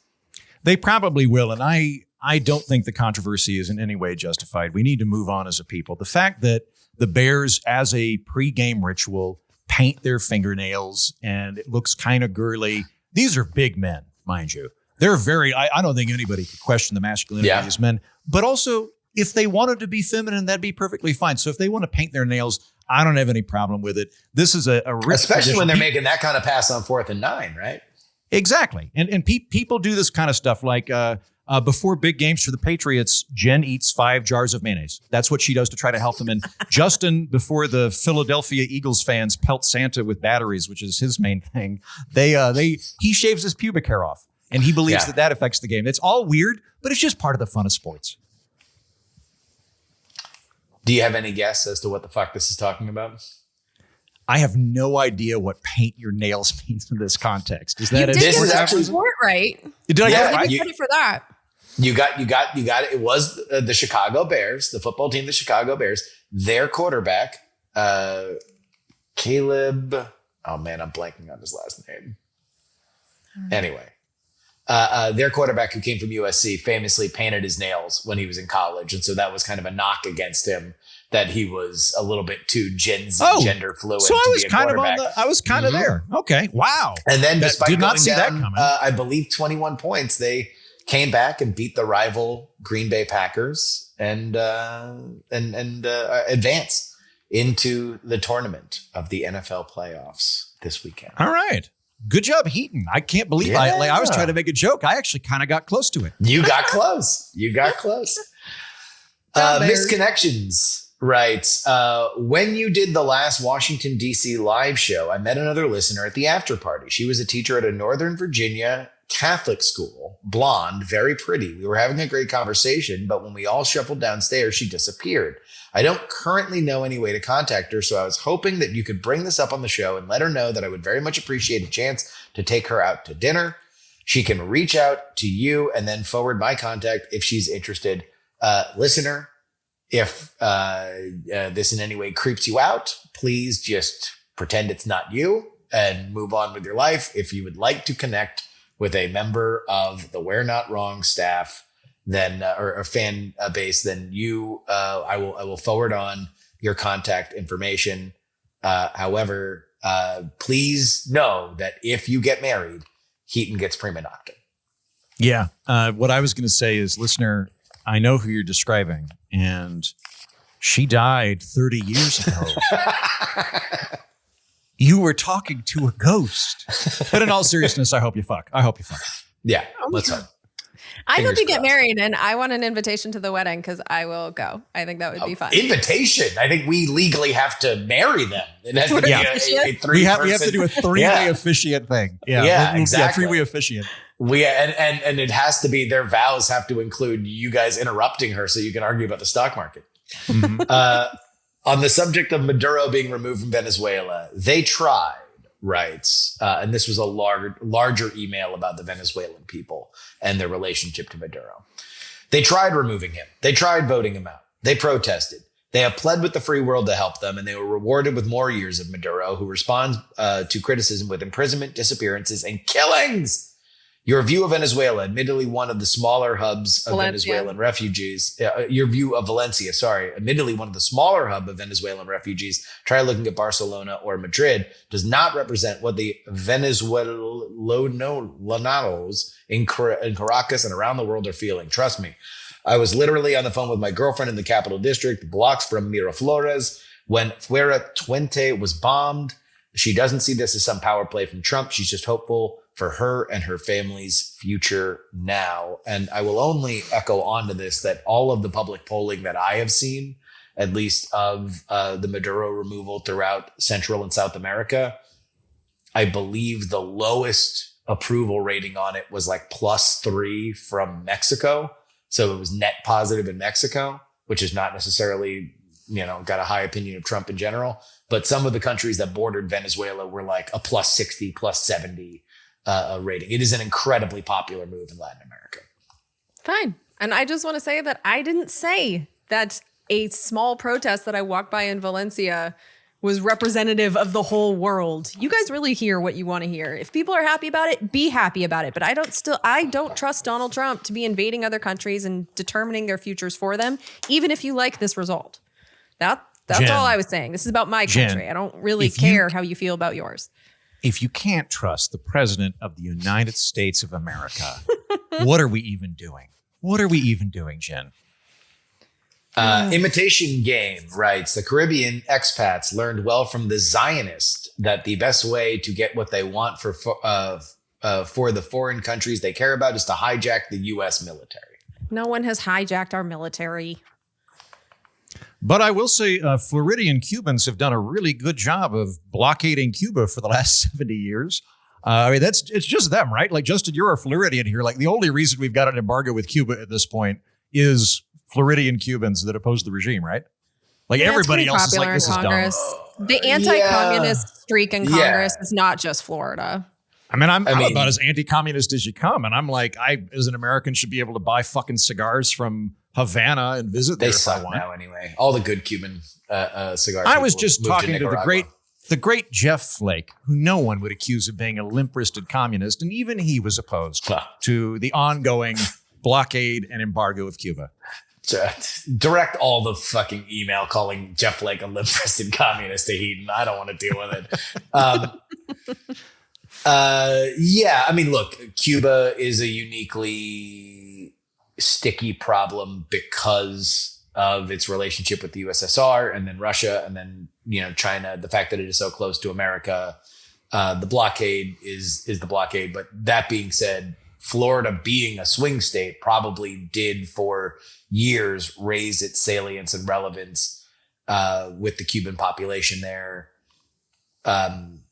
Obviously, South Florida is rife with refugees of people that they believe to be dictators. Many of them, all of them authoritarian, many of them communist. I've got a great plan to destabilize Cuba. This is like, I've had 5 or 6 really good plans that I've hatched on this program. This is my latest plan to destabilize Cuba.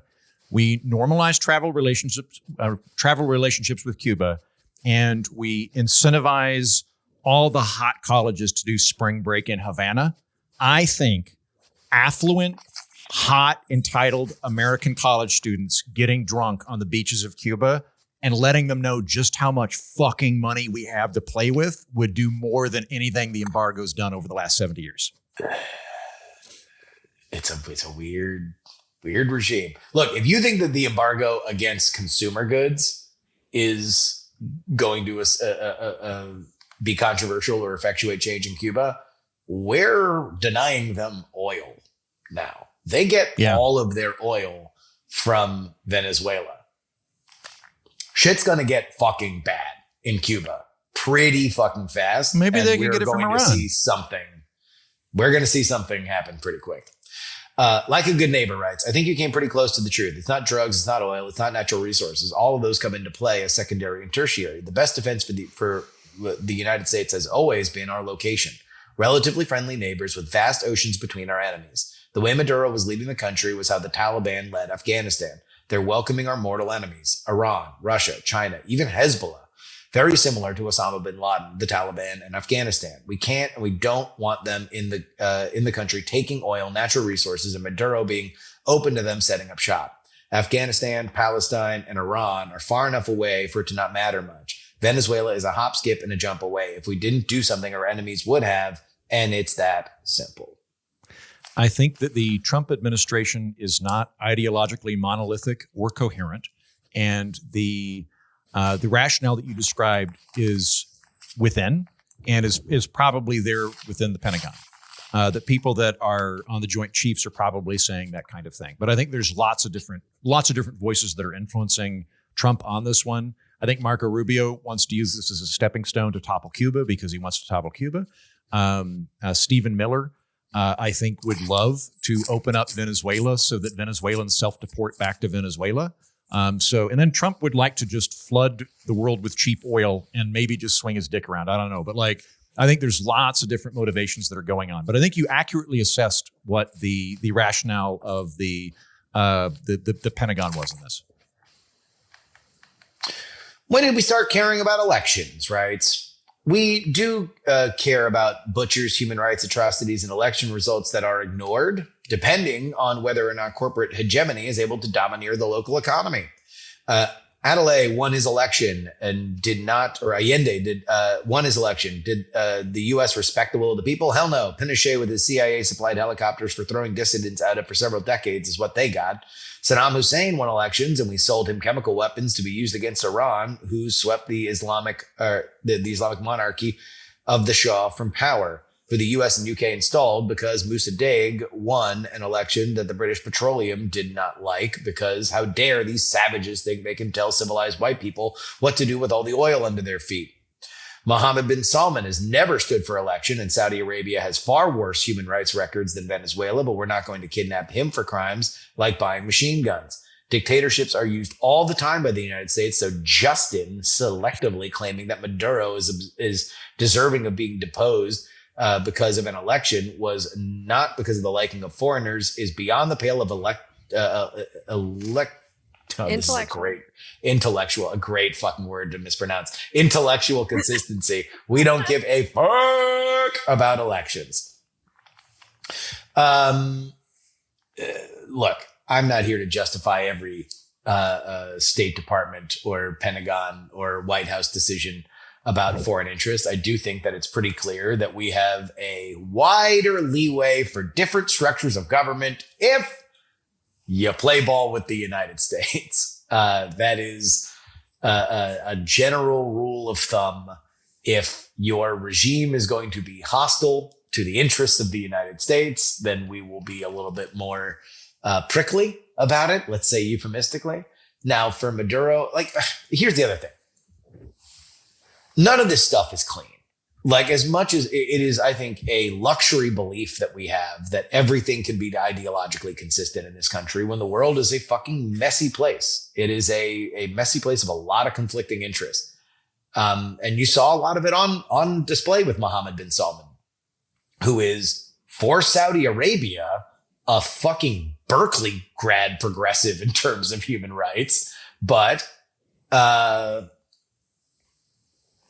is in the West fucking not a person that we wanted, that we would think is a good person because he liquefied a journalist who was talking shit on group chats. It's a complicated world, dude. I don't know what to tell you. Do you want to ding me for intellectual inconsistency? That's fine. This is where our European friends have us beat, and that they've never made any pretensions that they're operating ideologically. Maybe the French Revolution for 30 minutes did that, but the British have never claimed any of this. The British are well, we would prefer things be nice, but this is for Britain. This is practical. Yeah. We need to do a practical thing here, and it'd be great if everybody was also British, and maybe they will be one day. We came pretty close in the 19th century, pretty close to pulling that off. But until then, this is the practical consideration: is this is a dictator we can do business with, and we'd rather have him in than a communist. Yeah.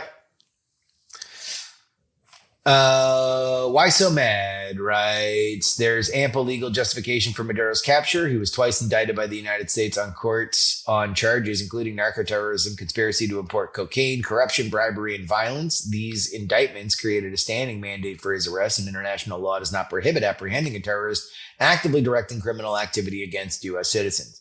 Claims of Venezuelan sovereignty also collapsed under scrutiny. The Carter Center, the United Nations, Human Rights Watch, and Amnesty International, and numerous governments documented overwhelming electoral fraud. Sovereignty does not sanctify criminal regimes. Compared to GWOT-era interventions, Operation Absolute Resolve was limited, brief, and precise, producing celebration amongst Venezuelan diaspora rather than generations of insurgents. Dude, you can't write police action with magic marker on a Scud missile and then say we don't need congressional approval. Like if Maduro had decided to go on vacation in Miami and we nabbed him, I would agree with you. Like that would be a legal thing to do. And the prosecution that he's going to have in the United States would be a legal action. The issue that I had on constitutional grounds is that Article 2 reserves power of military authorization and declarations of war to Congress, not to the president. And bypassing that by claiming that it is a judicial operation, or one of the things Marco Rubio claimed, merely an issue of expediency, does not obviate the constitutional obligation. Yeah. Well said. Hooray! Wait, right? My spouse is from a Venezuelan family, so what's happening right now is hitting close to home. Her immediate family are all U.S. citizens, but she has several cousins here who are seeking asylum. One of them has birthright children. This has us pondering a scary thought. Would the current administration use the ousting of Maduro as an excuse to terminate asylum cases for Venezuelans and undergo a mass deportation? We realize that the Chavistas are still in charge, but stranger things have happened, gestures at everything. Yes. I think that's a part of this. Hard yes. And Stephen Miller would say 1,000% yes. Stephen Miller would love to kick out all of the Venezuelans with the slightest pretext of not having all their paper in order tomorrow. Maybe even some of the ones that actually are citizens, because maybe birthright isn't really a thing. Maybe those kids aren't really American citizens, according to Stephen Miller. So yes, that is a valid concern that there are elements of the Trump administration that are thinking just that. I will say that when we talk about asylum claims, and specifically asylum abuse claims, which were rife during the Biden administration, people fleeing from Venezuela, where there were noted gangs and there are protected classes that were coming to the United States, it wasn't necessarily just for economic reasons. You have more of a shot at getting an asylum claim in a situation like that than you do in other areas. It is very narrow, so I don't know what your family's case is, but there are more cases from places like Venezuela that do qualify under our asylum laws and aren't necessarily just the let's just wait it out and hope that everybody forgets that people are in the United States situation that we saw over the last few years. So who knows? I do think that, if let's say, I don't think this is the case, but if let's say Venezuela became like an El Salvador situation where all of a sudden there was net in migration in a way that there had not been in generations, then yeah, you better tell your cousins to fucking look up the rents in Caracas.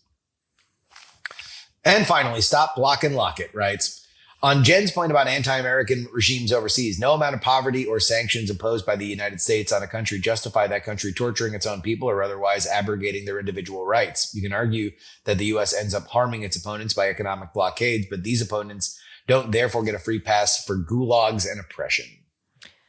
I never said they do. This is one of those, it's very infuriating when you talk about stuff like this and it's like, oh, well, if you're against the action of removing a foreign leader and kidnapping them into your country, well, then that must mean that you're in support of that leader. I'm not some Maduro lover. I never have been. But I do think when you're talking about Maduro's resume, a lot of times people say, well, it was this huge economic failure. Everyone was poor. All these things happened. And I just want to make sure we are aware of the sabotage that our own country perpetrated upon that country. It's the same thing with Cuba. You talk about Cuba because they have this communist dictator. It's such a failure economically. We are actively sabotaging that country. So I was just interjecting a fact that we've declared economic war in these countries, and it was a factor in the desperation of the people economically. It's just a factor. That is true. American sanctions absolutely exacerbated the things in Venezuela. I will point out hyperinflation set in a couple of years before American sanctions did. So when we talk about like Cuba or Venezuela, the underlying economic problems predate American meddling. We're not the reason that their economy went to hell, but we aided it in going to hell after the fact. I mean, Cuba also declared themselves an enemy of the United States. Like, I don't know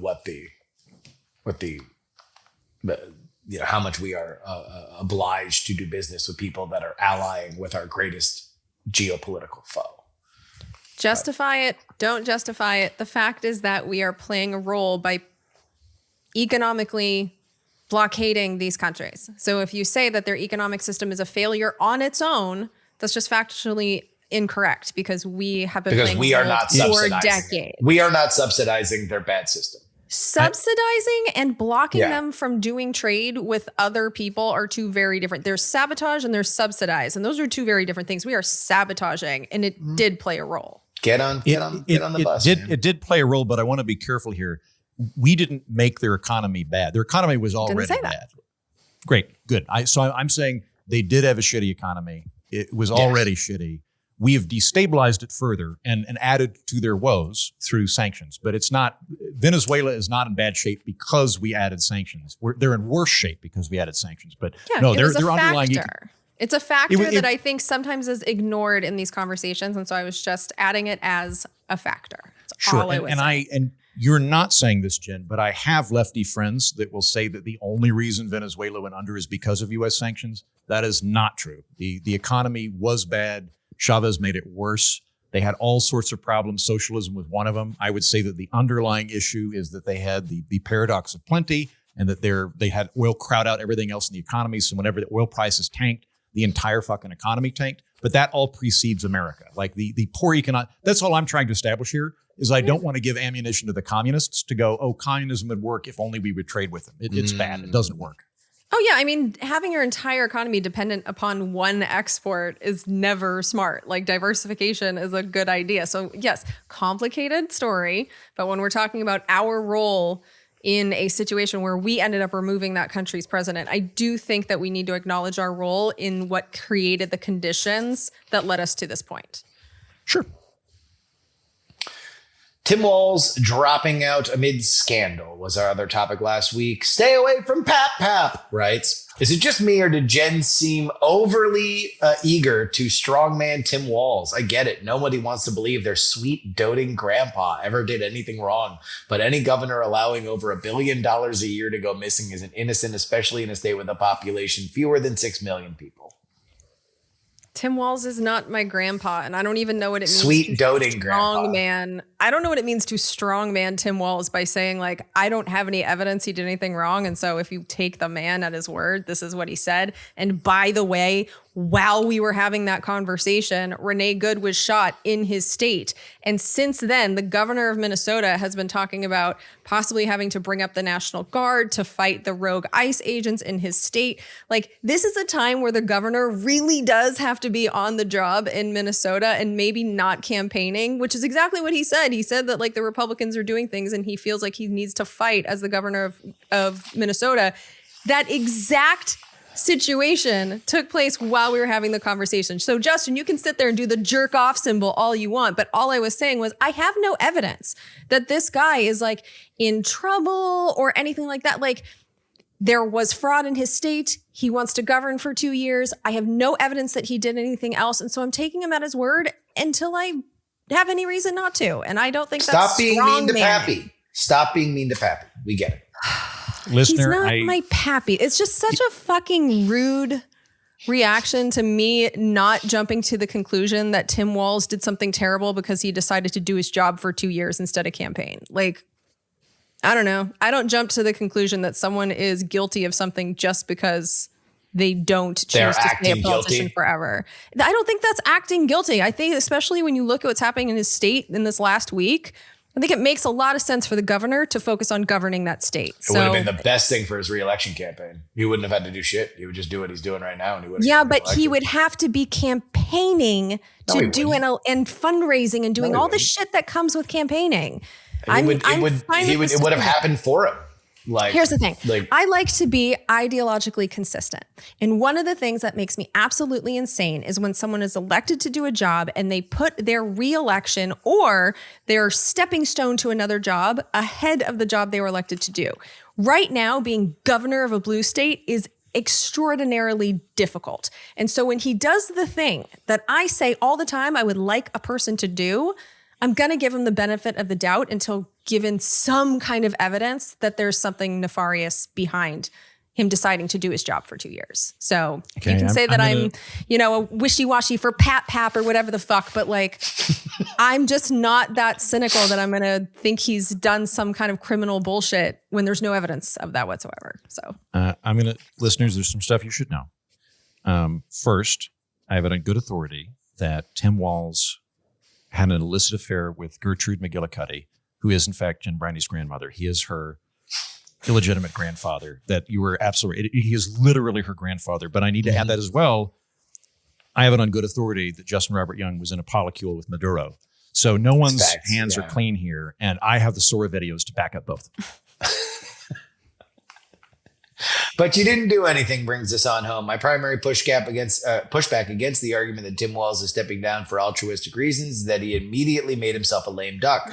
That is not to say that he doesn't have executive power over the next 10 months to ramp up an audit or the cleanup process, but he is losing a lot of political capital.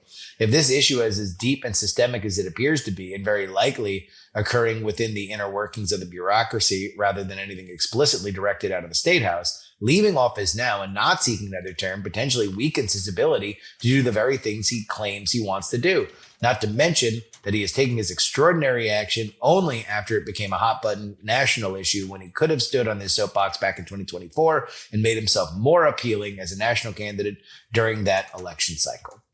You know, one of the theories that's going around for why this fraud was able to even continue is because the people in the Minnesota government were afraid to call it out for fear of being called racist and pissing off that voting bloc. By not running, he's no longer afraid to piss off that voting bloc. So it's like there's different ways to look at this, because if he's the bad guy, then Amy Klobuchar, she can be clean when she runs for governor. Like, so there's different ways to look at this. Like, not having to run actually frees you up to piss off the people that would ordinarily fund your campaign. So I don't know. I think he is following the footsteps of the great Orenthal James Simpson to find the real killer. He's going to be right out there. He's going to be rooting out that fraud. Oh, man, just pulling it out, root and branch, that Tim Walz. Say what you will about O.J. Simpson. He was a hell of a Bears player.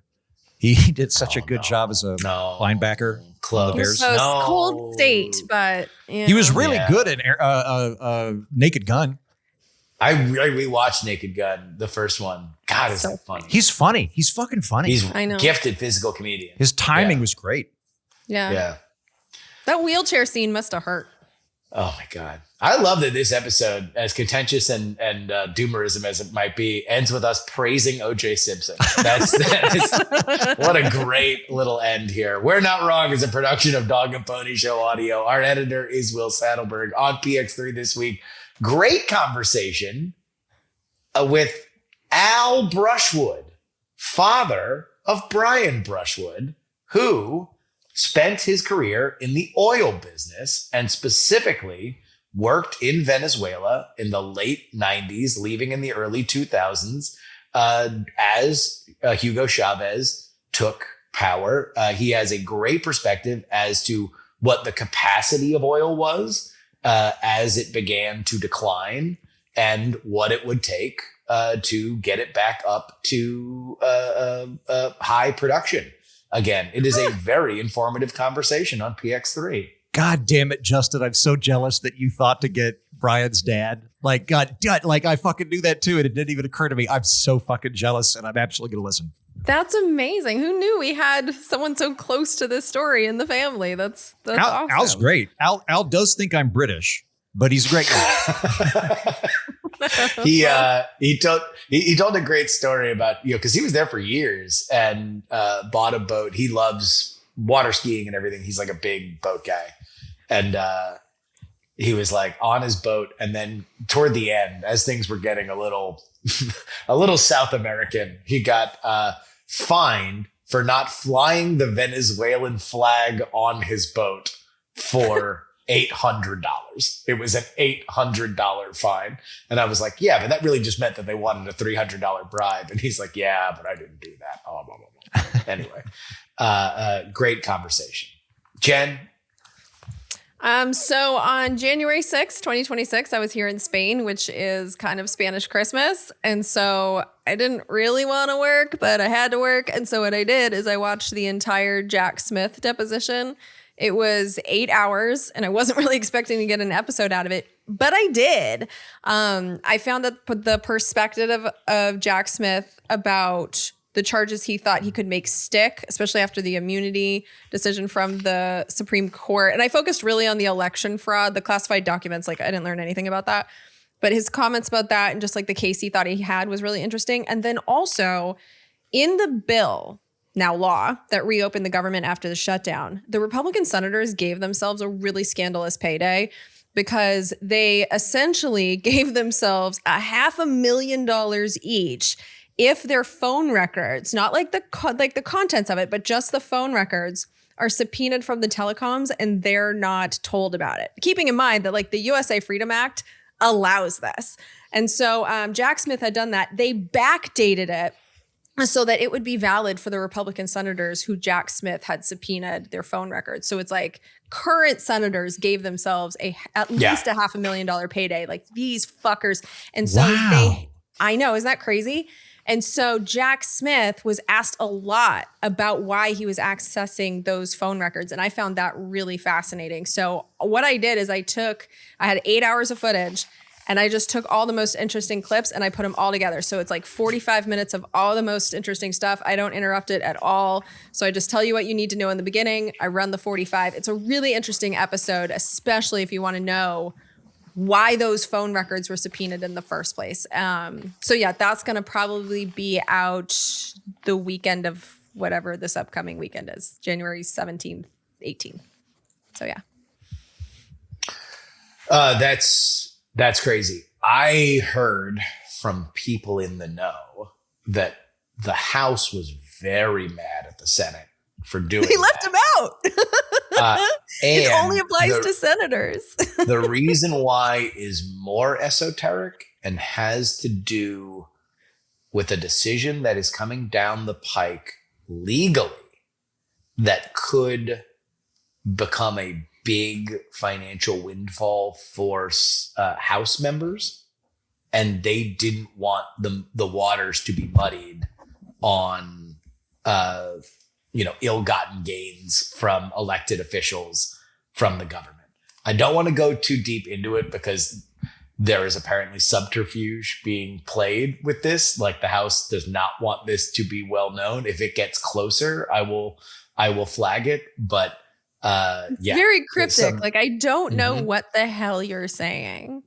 I'll tell you off air, but it's it's interesting. But I do find it funny because it wasn't just Republican senators who had their phone records subpoenaed. There were House members, but in that bill, they only applied it to the senators. Yeah. So it's just kind of a bicameral fuck you, which is just entertaining. You'll take it and like it. Very Senate behavior. Heaton, what's up? Okay, so harken back to the beginning of our program and how dark everybody was. I have a fun, helpful episode to listeners. One of the things that I'm fascinated by that I plan to look into over the course of the year, we're going to do multiple episodes on this, is the national and or global friendship recession. There's lots of data coming out that teenagers starting around 2010 spend way less time with groups of friends than they did prior to 2008. Seems to coincide with iPhones. The amount of people that don't have a very close friend or have a very small amount of friends seems to be worse than it was a few years ago. It is more nuanced than that. It's more socioeconomically distributed. People that are affluent don't seem to have this much of a problem. People that are lower socioeconomic have a much more pronounced issue. And a couple of years ago, I stumbled onto some research by Ryan Streeter that people that are self-described as very lonely are also 7 times more likely to self-describe as highly political. And I do not think that that is a coincidence. I think that there's a lot of people, to your earlier point, Justin, of making their whole personality politics, that comes from some extent from just not having a very healthy social life. So I brought on Nick Gray to teach people how to throw a party. He wrote a book called The 2-Hour Cocktail Party, and I literally just am doing an episode on, if you don't know how to throw a party, this is how you do it. This is how you get partiful. This is when you call people. This is how many to invite. These are the hours that you should set. Here's the kind of things that you should serve. If you are somebody that would like to be more social and you're just not quite sure what the steps are, this is a very warm, friendly conversation that is directly actionable in helping you have a better social life from Lord Uncle Heaton. I'm curious, when you did this episode, Beautiful. do you feel like you kind of knew this stuff? Because you throw good parties, Andrew. You're talented in this regard. I'd say I'm like kind of medium. I'm not advanced, but I'm medium. But even then, there were questions that I definitely had for him. Like the thing that I realized through reading his book and talking to him was I have a incredibly displaced sense of what a hassle and toll I am inflicting on people by inviting them to my parties. Like, I'm always really worried to text people and be like, hey, can you come over? Because I'm like, oh, they're probably hanging out with models and like going boating with Al Brushwood on Lake Travis. They got better things to do with their time. And now they got to do. And he was like, no one ever gets mad at you for inviting them to a party. No. Ever. Like, they just won't go. And then like, I get really worked up about like, when should I tell people? Like, as if I tell them 3 days in advance, not enough time. But if I tell them 3 weeks in advance, too much time. Too much time? So I had some stuff on the edges that I think helped me in terms of just being able to like hit the button and make it happen more. And would like to get back into the swing. I think we were doing that quite regularly when I was in Austin. Yeah. Oh yeah. And I've thrown. No, the biggest problem with the both of you throwing parties is that you uproot your lives more than frontier snake oil salesmen. Like, there are people that sold fake tires that fucking spend more time in one location than the two of you. True. But I would like to do more. I'd like to do. I'm gonna try to maybe do like a burn supper or something. Not a real burn supper where you read poems and shit, but just like do like a fun Scottish party. I think, were you both there for the one that I did a couple of years ago where I had? I don't know what the fuck you're talking about. I thought you meant like Burning Man, like a bunch of people in the drum circle. Burn one. It's burn supper. I'll come to that. It's on my mind because it's coming out. No, burn supper. It's kind of like Scottish. It's like a combination of July 4th and Thanksgiving for the Scots. It's their big holiday. So it's a good thing at the end of January to do. And so. You made me eat haggis at one of your you did do. You were there for that. And I had a kick-ass music selection, as you'll recall. You did. I had a very large playlist of bagpiper covers of other groups, including my favorite group, Red Hot Chili Pipers, which does 90s rock as bagpipe music. So it's just kind of like a fun. So I'm looking to do more of that. Maybe like quarterly or something, but get back in the swing. Nice. All right. Well, that'll wrap it up for us today. Until next time, friends, for Jen Briney and Andrew Heaton, I'm Justin Robert Young, reminding you that we're not wrong. Everyone else on the fucking internet with an opinion is. I'm fine with that being the regular outro. By the way. Fuck you, people.